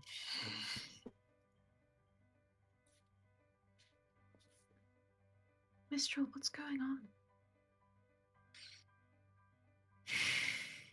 I'm not sure yet, but nothing good.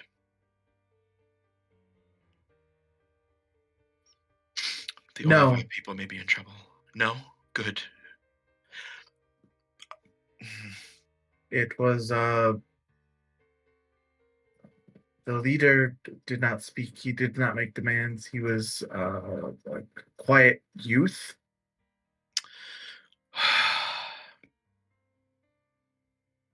And he made it out okay?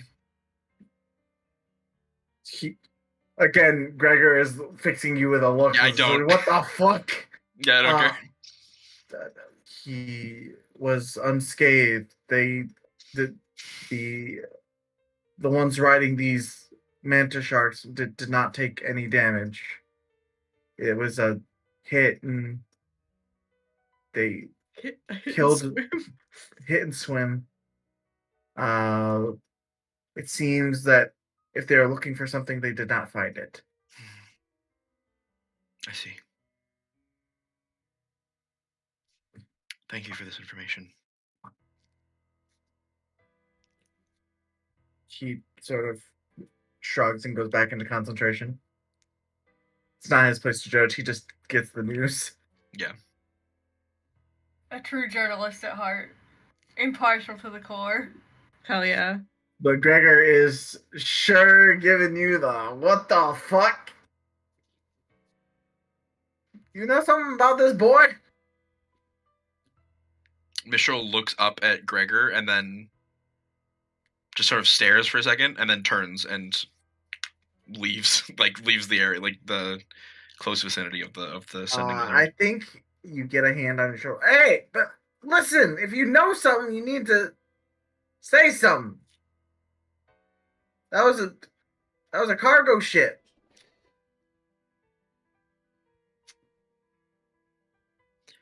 Please take your hand off of me. I mean, are you gonna tell us what you know? Or are you just gonna keep walking? I'm going to keep walking. Then I'm not gonna take my hand off your shoulder, son. You know something, and I know it. Doug sighs and stands up. Mistral, I don't have good grasp of the situation because you are not revealing details. My current gauge of it is that perhaps some friends of yours caused trouble and deaths to innocents on a merchant vessel of some manner, cargo ship, whatever. That is an issue, and people do want information, which you seem to be unwilling to give. However, if you're looking for them not to get in trouble, it would help if you explained things, says the man who is the most cagey in the world. Takes one to know one. Yeah. My concern is not where the blame is placed. Okay. Then what is your concern?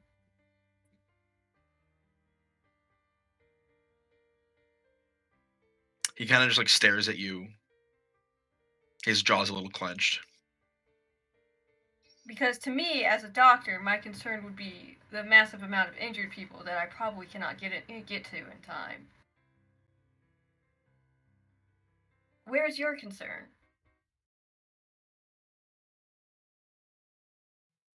Kind of tilts his head. I would love to have a conversation with you later, Doctor. But right now I'm... And he turns to look at Gregor again. I have no information that can help you. I need to go. I will walk out of here, just like I walked in. He gives you a hard look, but hearing the conversation between Doug and Leshlo just sort of, let's go, shakes his head and says, adventurers, and goes back to his morning cider. Thank you. Mistral backs away. A couple of the other patrons are just sort of like giving you the side eye, just like, what the fuck? I need to get to Cove Coppervale as soon as possible. You recall we have a dungeon. Yes, I do. We should send a message to Cleo and see her stance on the matter. I'm not saying we can't, I'm just simply saying we have other obligations. What if there's no time? That is why we are messaging our patron, lower key patron. I guess that's not it. Funny little Cellstone invention that you guys got. Yeah. Do we get Cellstones? Oh, we did get Cellstones. Yeah, We yeah, did, we did. yeah. You Makes a lot can of sense. text her. Yeah, Yelsey was specifically told not to eat it. right. I think Mitchell's first instinct is not to even think that it's an option, but now that it's being brought up, it's like, oh right, I can't just talk to Cleo. Mm-hmm. My intention is not to get to Cove Coppervale to involve myself with the situation. Obviously, I will not get there swift enough. Are we still in the building? Is this he's talking about this? Yes. That's up to y'all. Yeah, we're on the other side of the room. Yeah, Mr. Let's talk about this outside. He kind of glances at, the other people and then motions to, their compatriots. It's just like, hey, we have a situation. Sure. Get the crew here. Yelsey, 2 caramel apples in hand. Double fisting. Brand, this is a dentist's nightmare. Listen. She has 2 in hand, but she hands one to Russo when she shows up. Aww. Damn. So smooth. Truly. So they go kind of out back, reasonably close to the dumpster, I guess. That's the place where all secret talks go. The That's dumpster. true. Yeah. Alright. So I'm just gonna call Cleo. yeah. Yeah, she picks up on the first ring. Hello? Hello, Cleo. Sophia. Hello. Good morning. I hope I haven't interrupted anything. There's a pause. I mean, I'm dealing with small catastrophe at the moment, but I have time. Mm-hmm. Well, we're dealing with something that just came up as well. Would it be okay if we took a detour to Cove Coppervale? Are you the boat? Are you trying to check in on the boat? Well, the ship? Mistral has something to do there. I mean, the dungeon quite literally can't go anywhere, dear. There was no time limit for you. We just wanted to make sure before we deviated from the path. The We're path being is yours to responsible. take. I appreciate that. I mean, I know another patron from Mythorn that would very much appreciate you reaching out like this, and I do too. But again, I'm not trying to coddle you. You can go at your own pace. Mm-hmm. I don't think you were trying to coddle us. Like, it's just, we were expected to be somewhere. It's just exactly a professional courtesy. Of course. Well, I mean, if you're going to Cove Coppervale, I've already dispatched a house agent there, so if you have any official concerns about the ship, I should know of them by the time you get there, and so should the house agent. Okay. But as always, stay safe. Don't get into anything that's too far over your heads, okay? All right, we won't die. Good. Okay. Have a good day, Cleo. I will try. Now hang up. You I hang turn up. to Mistral. Okay, well, do you mind telling us about what's happening on the way there?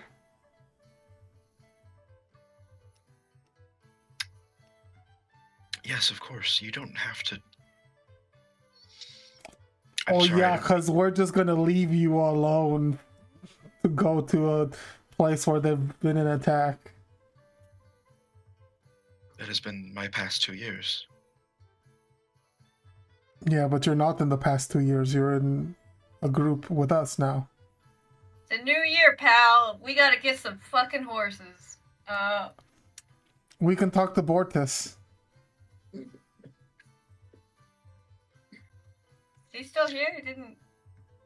Yes, he was going to be our ride to Elkenfeld. Oh, yeah. It's very generous of you. Yelsey's still trying to figure out where Cleo went. That's pretty good. That's funny as hell. She's like sniffing around. Would you prefer to be alone?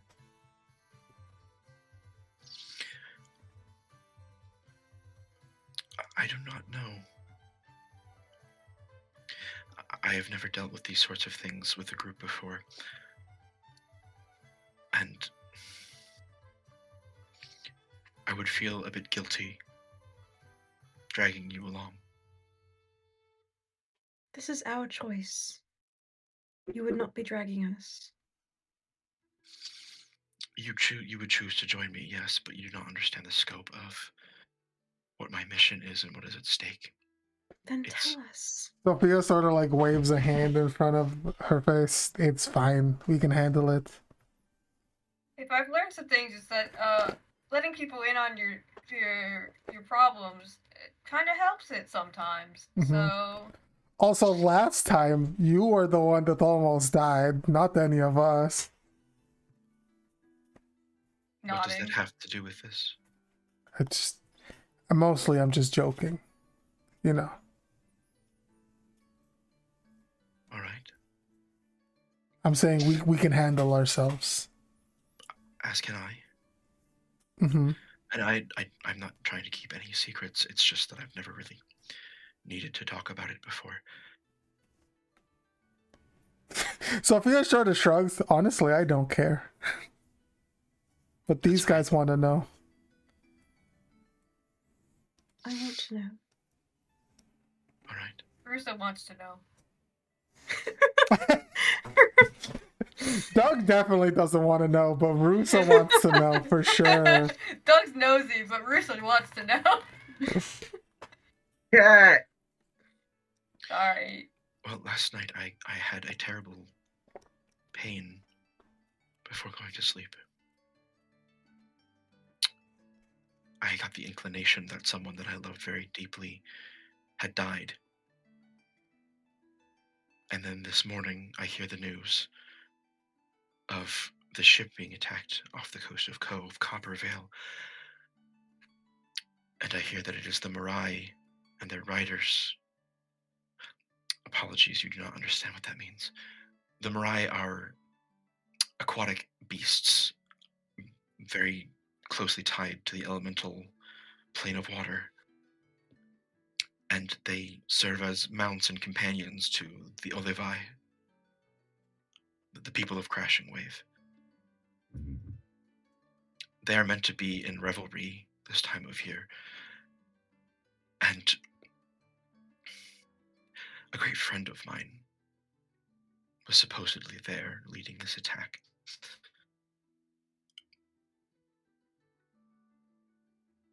I do not know what his reasons were, but if it is him, his reasons are just. He is on the same quest that I am. And if he believed that the ship needed to be sunk, it is a drastic measure, but I trust his decision-making. And the symbol, it is primordial in nature, something I do not recognize, which leads me to believe that it is involved somehow.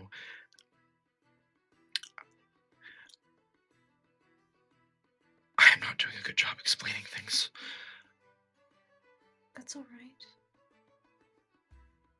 What is your mission, Mistral?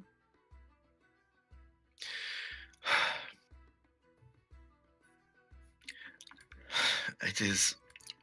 Maybe this will not sound so strange after all of my talk of visions and oracles. I am to fulfill a prophecy.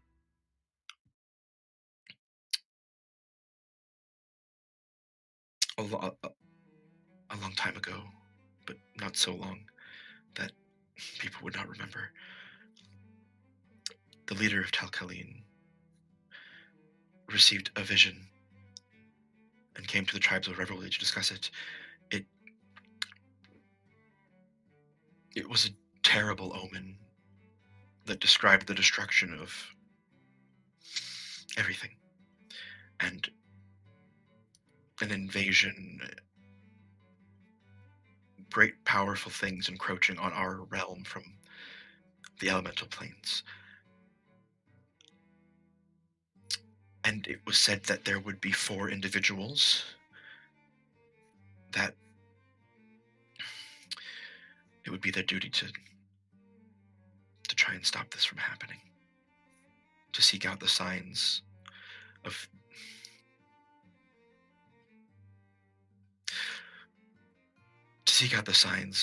the princes of the apocalypse, and to prevent them from encroaching on this realm. I have been seeking out any and all dangers I could find, anything that seemed the least bit supernatural or strange in my investigation and search for the signs that these princes were encroaching. Back in with the Harpies, I saw a vision of a man who held the symbol of the elemental prince of air. And here, now I see that my counterpart in the tribe of water, taking drastic actions far away from home where he should not be. And another symbol, one of elemental power, is found there. I have have to go and see what has happened here. If Levy didn't find anything, maybe I can find something. Maybe I can talk to him and find out what's happening.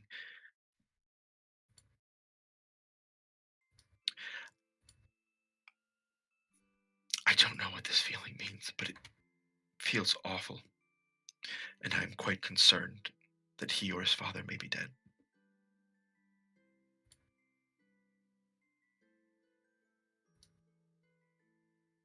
All right.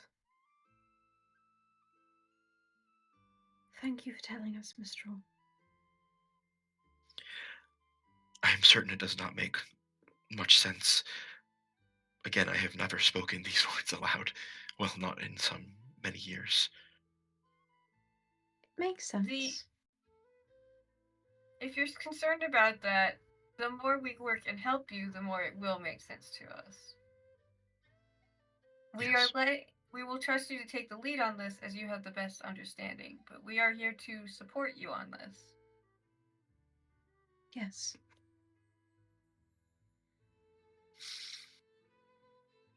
I appreciate that.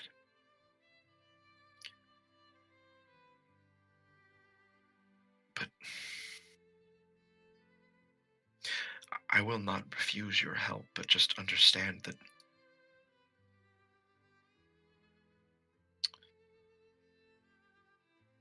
if this is what I believe it to be, then you are involving yourself in a great danger and facing a power that is far beyond any of our ability to combat. So just kind of, then my great danger can meet your great danger, and we can see what happens. How about that?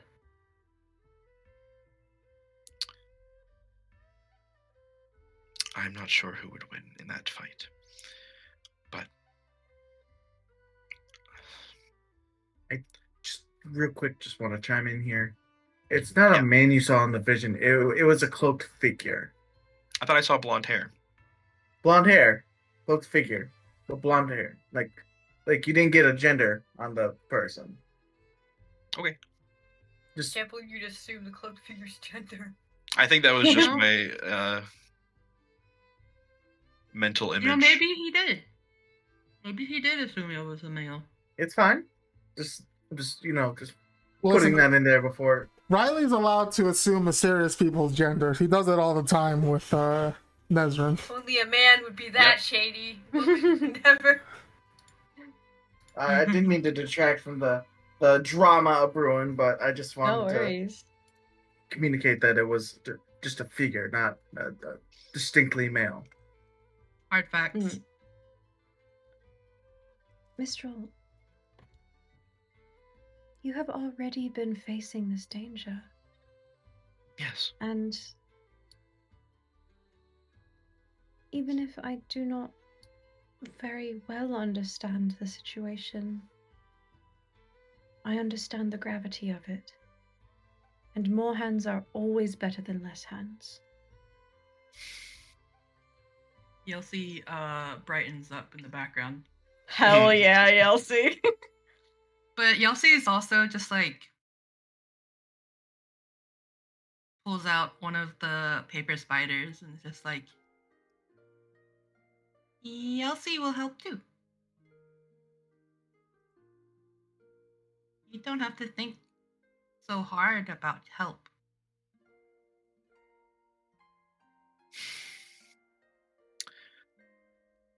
I suppose not. It's just that there are already 4 of us out seeking evidence of the prince's return. And well, I was born into this, and I've been preparing all my life. And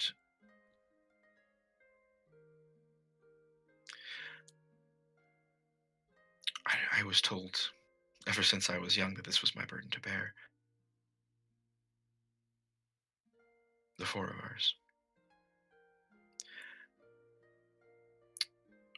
I am a bit superstitious about adding more than 4 to the cause.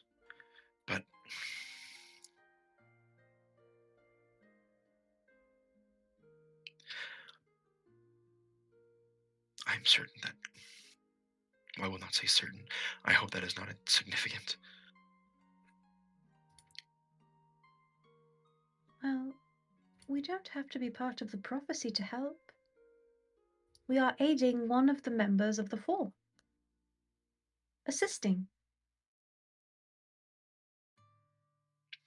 And mostly, I'm primarily interested in checking the injured, but I suppose I can help with the other things if I'll be around. If I you won't are twist your leading the arm. group,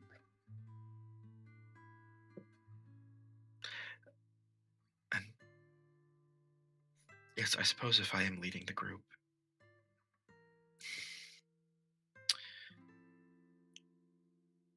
omens and prophecies can be quite particular like that.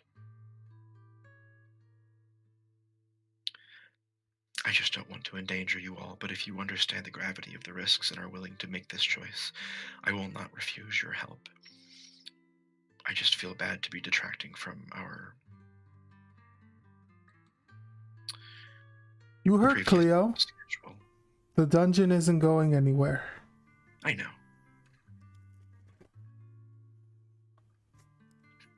you are more important to me than a dungeon, Mistral. You're extremely polite, but we've already determined that we're going to do this, so...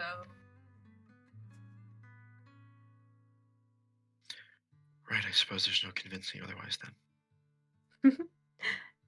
Precisely. Right then, I've heard enough. I'll get the horses going. You just hear a voice from behind you guys. Oh, the carrots! Uh, She pulls carrots out of her bag. I saw y'all, sort of converging back here. I thought you were getting ready, so, just got to help myself. I didn't hear much, but I just got here. Seems like y'all going someplace else? Yes, I think there's been some last-minute changes in our plans.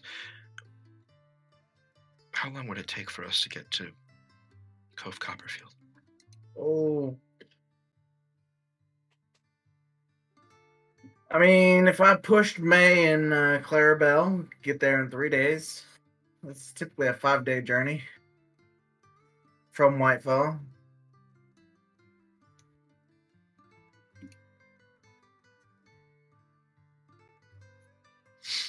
Right then. Right then, I'll get them ready. You all meet me by the stable when you're ready, alright? Thank you. Alright. He sort of toddles off to go get his horses. What, carrots in tow? Hell yeah. I shall try not to be overwhelmed by guilt. Please don't be guilty, love. A choice is a choice.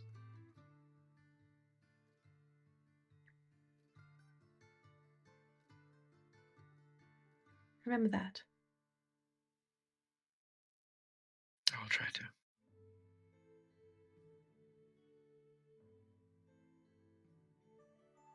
Alright. So are there any other things you want to do in Whitefall before you head out to Cove Copperfield? Damn it, Mike, I'm sorry. You have the whole dungeon prepared.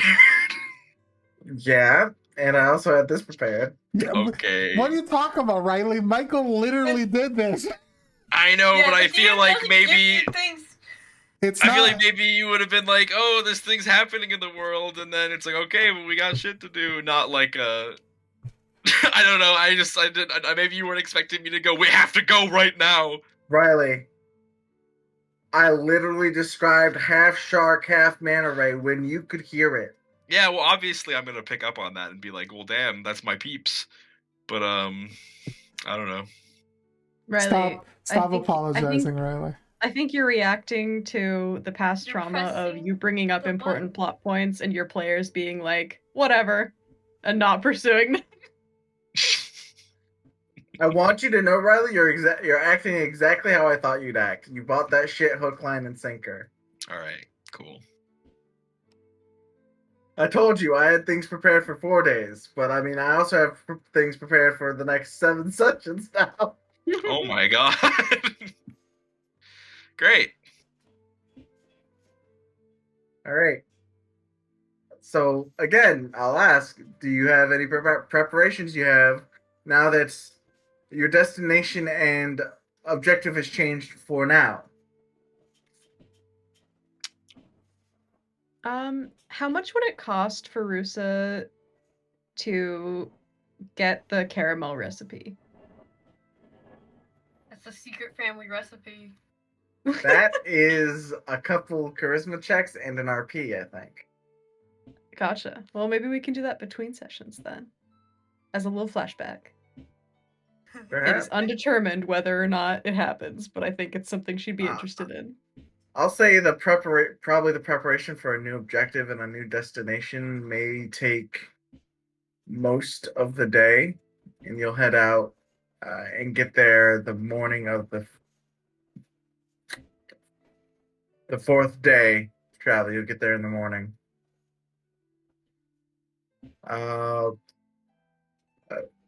It's 10:56, so we got about 30 more minutes of game time before we sort of break it down. So we'll just say preparations took most of the day, but by nightfall, you guys are well rested and out of there.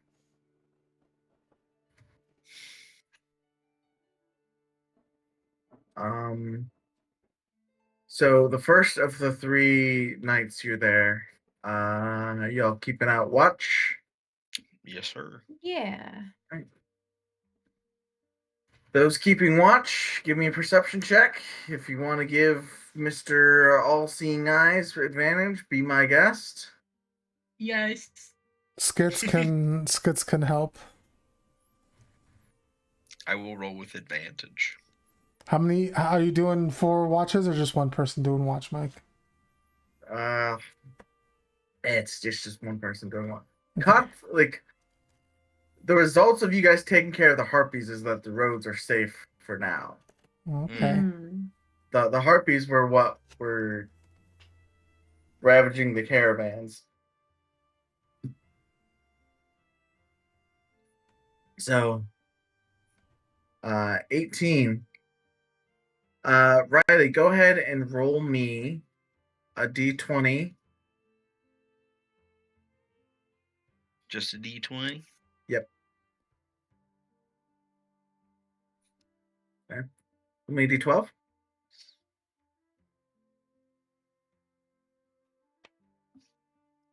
Okay. First night goes off without a hitch. The second day, go ahead and make another perception check at advantage.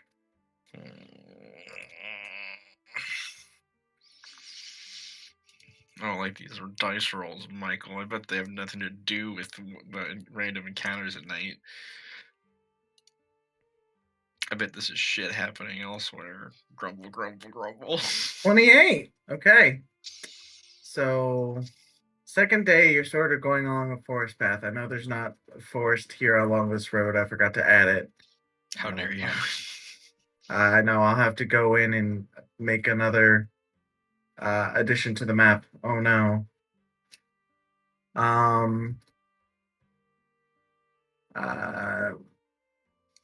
Nothing comes out at you for the moment at first when you're sort of getting ready to sort of camp down for the night. Mistral, you do receive you receive a visitor in the camp. You see it is a small red and yellow frog. Frog. And this animal sort of hops up to you and looks at you with purpose, as if it's like looking you up and down. Yeah. Is it warm? It is warm. Yeah. I will cast Speak with Animals. Hello, friend. Do you bring news? when the frog speaks, it is not your typical frog song or what you would typically think a frog would sound like. It is actually the voice of a friend that you have in the fire tribe, Igni, your compatriot for the fire tribe of Revelry. I should have known you are coming to the Skull of Coppervale after hearing of this pesky Mariah attack. I hope you are well. Do not try and talk to the frog. This is a one-way message. I was just about to. So thanks for that, Igni.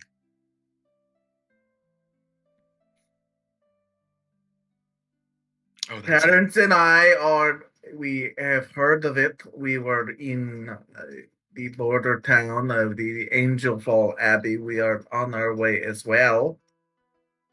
Don't do anything brash.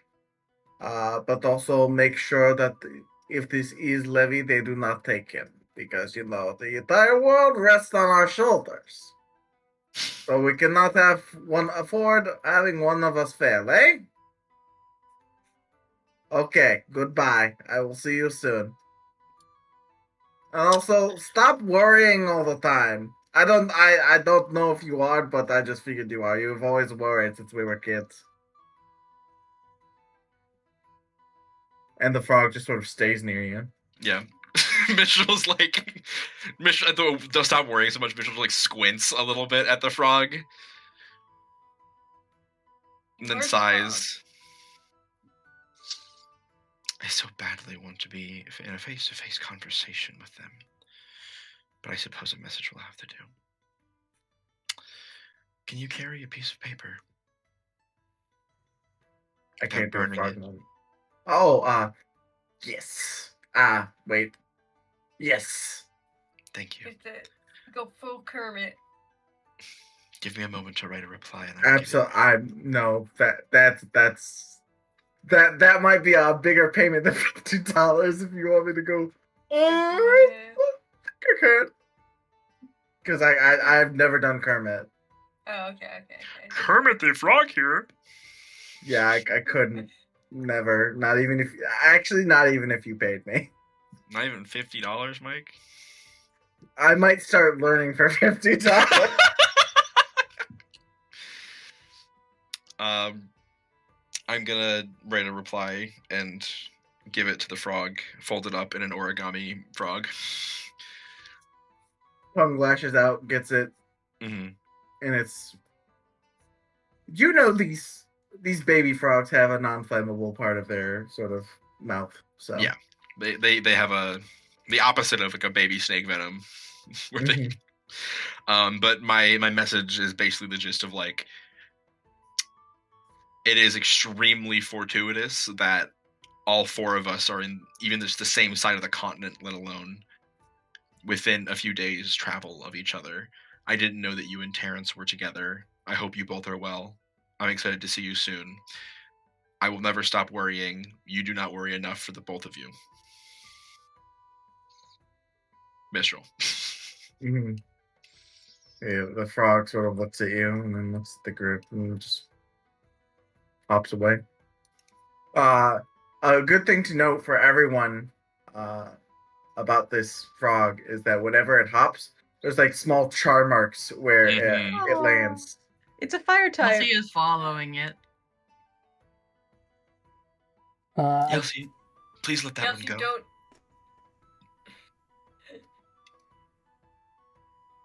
Elsie's just following it.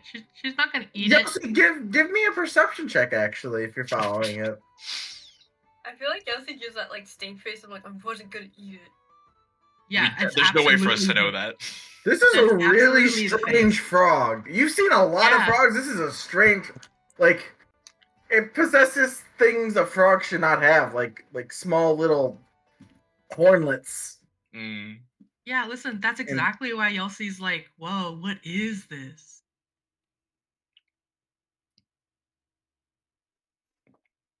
But I think I think eventually it gets far enough to where you're just like, oh, if I go any further, I'm not gonna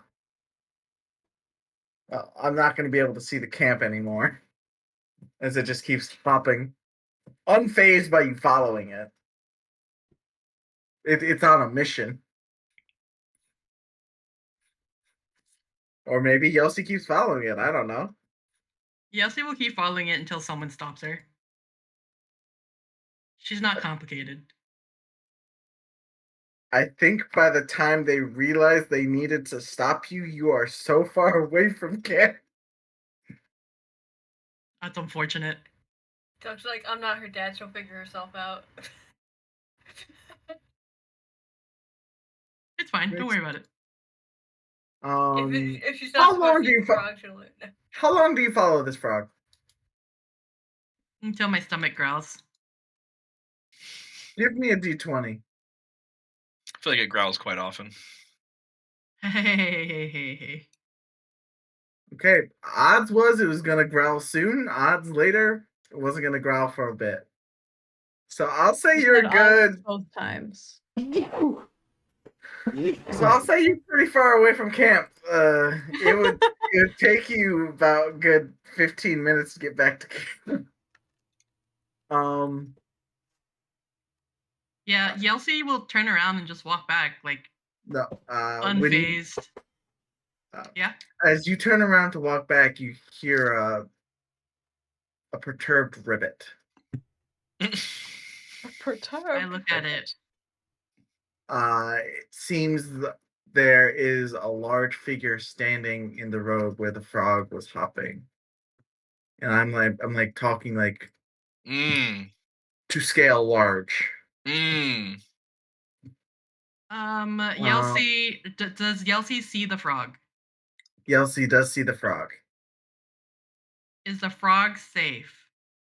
The frog is about to not be safe. Yelsi is going to dive for the frog and cover it with her hands and be like, no. So this large figure standing in front of the frog looks down at you and just sort of like twitches his head, like doesn't say anything, but is like staring at you. And you'll see my friends. They're staring at you with what seems to be more than their two eyes. I can relate. All right. You can relate. It's very familiar.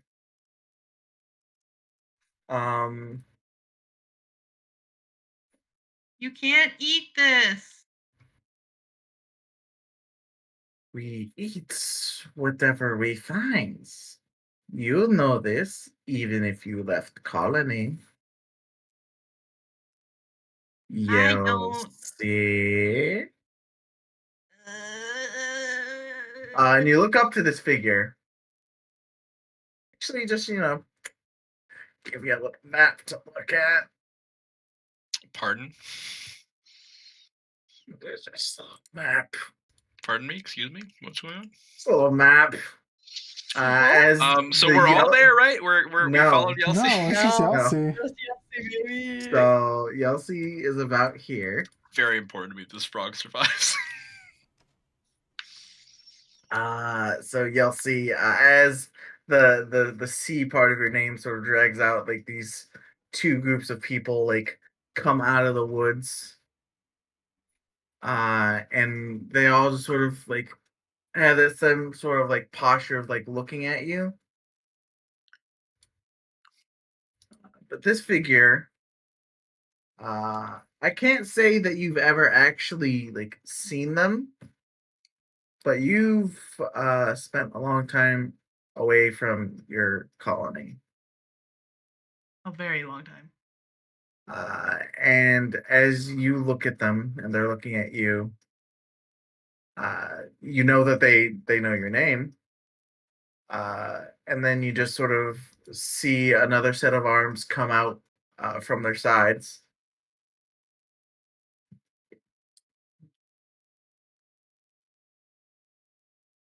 Just sort of click at you inquisitively. Yelsi makes a aha sort of expression and points at him, and then it's just like, you know Yelsi's name. The colony Oh knows wait, the much. Now that they've recognized who you are, the frog is forgotten to them. The frog is on its way. We saved the frog. Good work, everyone. Yelsi makes the biggest sigh of relief, like an exaggerated phew.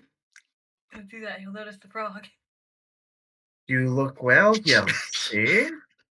You are eating well. Yelsi like hard squints and is just like, yeah. Hanging with the warm bloods. They feed you good. Yelsi points an incredulous finger at them. They're mine. But Yelsi, you'll need to share with the colony. You're not my colony. But you are part of our colony forever. You were born in the colony. I ate mine. Not all of them. Yelsi does this exaggerated hand over ears thing. And it's like, no, not mine. We will be watching, Yelsi. Ew, Waiting. Ew. You guys have too much time. Get a hobby. Yelsi voice, touch grass. Yeah. The four of them sort of fade into the back and start like fading away. In like just sort of like blending in with the surroundings. Yelsi. Yeah. As you look around, you just see the forest. Now that you're looking at it properly, a lot of webs in these woods. Ah. Yelsi just squints. We don't want any. We come whether you want us or not. Yelsi, But for now, we just watch and wait. Yelsi, remembering what people say in the bar, your mom's ugly. We have same mom. It is not nice to talk about our mother that way, but I mean, I guess you're nicer than me. I'm the one that ate Mama. Yelsi squints. You took the best bite. I know. And now I am leader. Goodbye, Yelsi. As he's leaving, Yelsi like yells like after him, "You're not."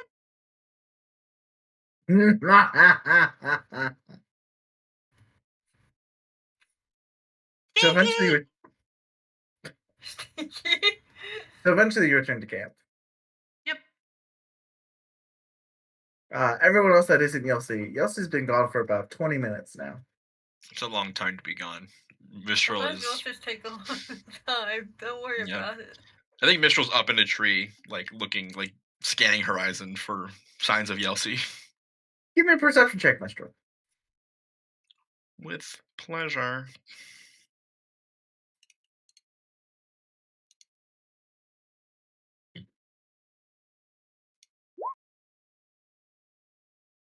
Uh, 23. No immediate signs of Yelsi for another about 10 minutes, but what you do notice, looking back the way you came,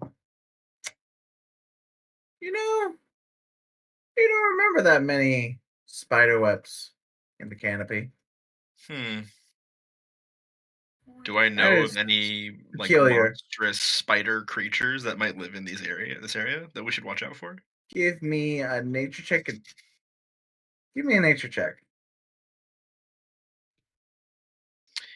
Nature. 20. You know that there's probably not any monstrous spiders this close to civilization. Yeah, and these are big webs. These are big webs. Mm. I can say with confidence that you can say with confidence. Kind of sucks. These aren't any spiders that you've ever seen. That's no spider. There's a space station. It's a space station. Yeah, Mistral is I don't know if he's Mistral's a smart guy, but I think he's definitely like there's a strong spider association with Yelsey, huh? At this point, after I'm putting some things together. yeah, because they had a conversation about getting bit by a giant spider, and Yelsey, he's like, I've seen way bigger spiders than that, and then I want to make origami spiders, and also I left camp for 20 minutes, and now everything is webbed up like crazy, and there are no giant spiders native to these woods. And so Mistral's like, maybe. As you're thinking about this, Yelsey just sort of comes walking down the path. Yeah, Mistral just like, I think, observes her and watches. Yelsey, what are you doing? A hunch. Yelsey, arms waving. Guys, there's stinky spiders everywhere. How many arms, coxgun? But Yelsey made sure Frog was safe. Thank you for that. I say from up in the trees. Yelsey looks up. Oh, hi, Mistral. Hello, Yelsey. Are you all right? Yelsey thumbs up. Yes, So you said there's stinky spiders in the area? Yeah, they're like gestures with her hands this big. Doug frowns. Boris frowns. Clarabelle, Maribel, we gotta. I think we should push on to the out of here. I don't fancy my horses becoming a spider's lunch. I also love not being a spider's lunch. Yelsey opens mouth, closes mouth. Let's move on cautiously then. Keep our eyes out for large spiders about this big, and he gestures with his hands. They are not native to this area. Yelsey also will help spread Mistral's arms to better accurately assess the size. That's all. Thank you. I can better keep an eye out for spiders of this size. Yeah. Some of them were like this size though. But they were all stinky. All stinky. Do you think I'll smell them before I see them? Yelsey, thinking about how well Mistral can smell. Maybe? Well, I'll keep an eye and a nose out then. Could you elaborate on what the spiders looked like? Any distinctive marks, coloration, size or proportion of body?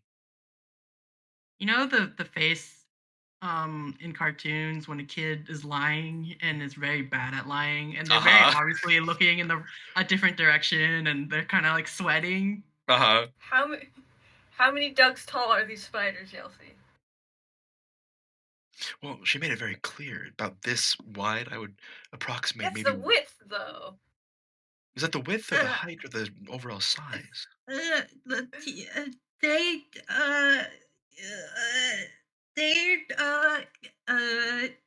people-sized. Why do you all always get so stuck up on the specifics? Because because they're If I were to important. cure a disease and you did not give me specifics, I would cure a completely different disease. And then Yeah, you but would we're have not problems. curing You'd a still have the disease first here. We're disease. just making our Every way to a problem town. is a disease that must be cured. If I'm keeping a All lookout right, for a listen. spider, I'd So like to know which Yelsi spider. is going to grab a stick, and I'm gonna find my tablet pen. Yeah, I was gonna just ask if Yelsi could draw it if she can't describe it.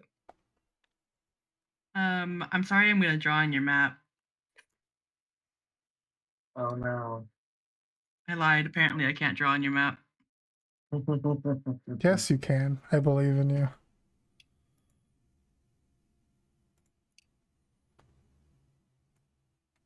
Do I have to hold it? They changed it. What am I doing wrong? What have they done? This is taking too much time. I'm just gonna draw it and clip. Okay.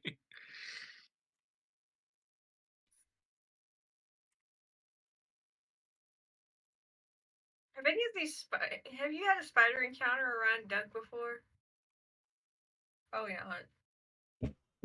Yoshi's good at accidentally keeping secrets. I realized that this looks more like a fish, and I think am that's not the character. I'm not changing it. Good.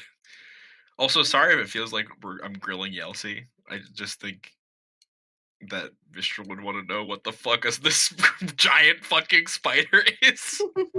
No, that's pretty valid. When someone says they saw a giant spider, I think I would also want to know as many details as possible. I mean, It's like, it's hard to miss a giant spider. I think you'll know it when you see it. I think it's more so that Mistral wants to make sure if he sees a giant spider, it is the same giant spider that Yelsi saw. Like, there's different species, there's different coloration. Like, you know, it's like, oh, what kind of tree did you see? Well, what does it look like? What is it? Like, what are the leaf shapes? What are the? I mean, what if it's a phase spider and then it teleports and it bites you, and then that's just gonna be awful. Knowing what it looks like isn't going to change that outcome. But knowing what it looks like will help me identify if it's a phase spider or not. If Yelsi's like, well, it was blue and had this and could teleport, I'll be like, oh, it's a phase spider. I know how to better look for those or defend against those. You know, it's not pointless to ask for this information. No, I'm not saying it's pointless to ask for this information, but also there's the return on investment. It's not that high. It is a giant spider. Mistral, go ahead and give me a spider check, a nature check. Nature check. Spider check. Yep, it's a spider. So that looks a lot like a guy. Like that looks like a man, like a stick figure of a person. It looks like a man 19 with one pair of arms too many to be a spider. Maybe. Sounds like fish bones. It really does look like fish bones, which is great. Well, I can tell that these are the stink lines. But with a 19 nature check, what do I surmise? You think this is some sort of abomination of a man with 3 extra sets of arms? That's what you gain from Yelsi's drawing. This is interesting, Yelsi. I like the stink lines. You've made it very clear that they smell bad. Yeah. Yelsi still has the child who is obviously lying sort of look or nervous about lying. I think with this drawing, Mistral is now like, okay, they're not just nervous about seeing Big Spider. They're like, there's something that they are not telling us. But I don't think that Mistral wants to like particularly press Yelsi in a way that like I don't want Mistral's not gonna like try to force Yelsi to tell us anything. But it's more like these. It's like Yelsi. This spider. Oh, good. No, you go. Oh, okay.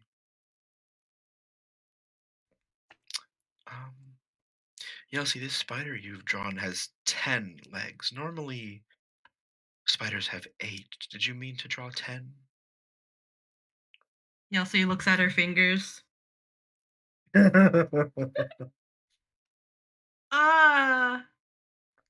And very rashly with her palms erases the bottom set of arms. Gotcha. Just checking. And these spiders you saw, these giant spiders, did they walk on all of their legs or just two of them? Uh, uh, they walked on the bottom set. Gotcha. So upright, like bipedal. They're like walking like we do. Yelsey looks like, Uh-huh. yeah. Was the Mistral? entire butt a spider, but it was just walking on two spider legs, or was it like, did they have human feet? Mistral. Ooh. Yeah. That's a great question, Doug. It could be a drider. With your 19, Mm-hmm. you seem to recall something not of this plane. Oh no. Uh-oh. It is native to the Everwild, but they have been known to cross over the plains Mm-hmm. and establish colonies in deep forests. They are a species of spider humanoids called Rachnera. Rachnera. You don't know much about them, but you know they tend to stick together in colonies, much like spiders. If I'm suspecting that what Yelsey's encountered is a Rachnera, I would probably think that these are intelligent spiders. Yes, they're like people. Mm-hmm. They have some semblance that's of intelligence. that's way worse than a giant spider that's not very intelligent. So I think Mistral is like having this realization. He's like, understood. Yelsey, Yeah. you recall how I kept secrets and it caused a lot of problems, was very annoying to everyone, and how just earlier today Mistral was being a little reluctant to discuss his issues, and it caused a whole hubbub. What? So what would Yelsey, you like to say, Yelsey? Yelsey covers her eyes with both her hands and she goes, Yelsey, I can still see you. Yelsey doesn't want to leave. Yelsey, you don't have to leave. But if Yelsey tells, Yelsey has to leave. I lean over and hug Yelsey, and I look up at the two of you and say, why don't we drop this for tonight? I have no intention of making Yelsey talk about anything she does not want to. I merely am concerned for our safety, and if what I think is correct, we should be moving. We'll be fine.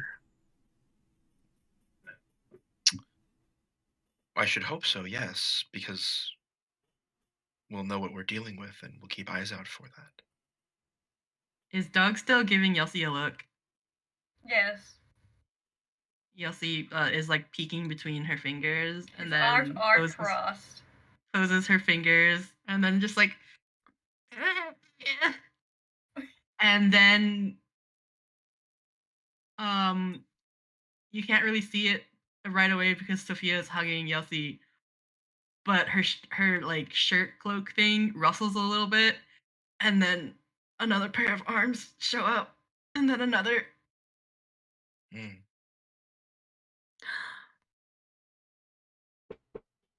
And that's where it officially ends for the night for the stream. Perfect. Guys, I think we found our spider. Rusa has been completely oblivious to all of the signs. I just need you guys to know. She has not picked up on a single hint. That's great.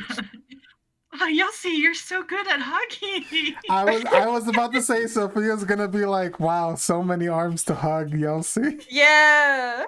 So many hands. A hand for every single person in the party to hold. So many extra You guys are hands gonna in make the Yelsey kitchen. feel so loved. Mm-hmm. Yeah. Yelsey gonna be like, what? You mean it's okay to be spider? Yeah. My butcher dad said people wouldn't like it. Oh. Well, we like it. We're not people. We're your friends. We're not people.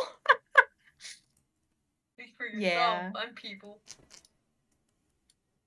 But imagine how many bread loaves Yelsey could need at the same time. Yeah, listen, Yelsey's like if they're out and there's no one around, Yelsey's gonna utilize all those arms. Hell yes. After Like, she gets finally. some good words of affirmation from Tomodachi's. So much praise for Yelsey. The goodest girl, thank you.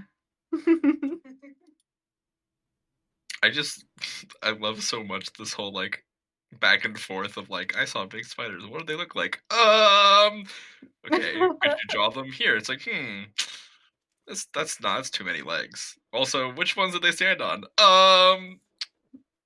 What do they look like? Like just like the back and forth and the slow realization, like, okay, so what you're describing is maybe not a normal spider and is not what someone would normally call a spider, but you are calling a spider.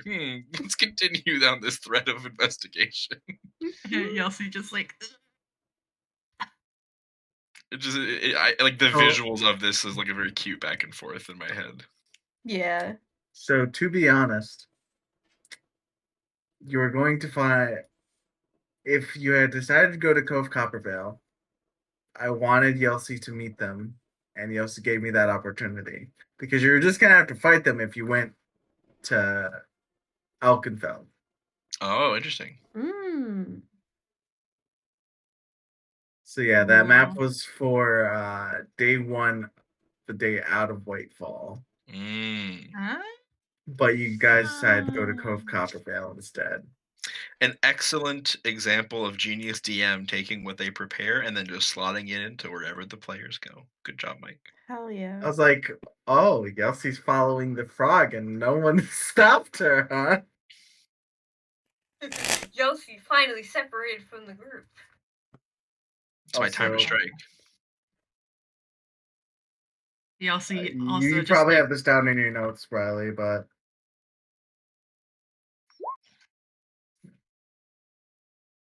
two different names. Yes. I need to actually write more lore on those two tribes. Mm-hmm. All right, I'm gonna close the stream. Wait, you didn't already?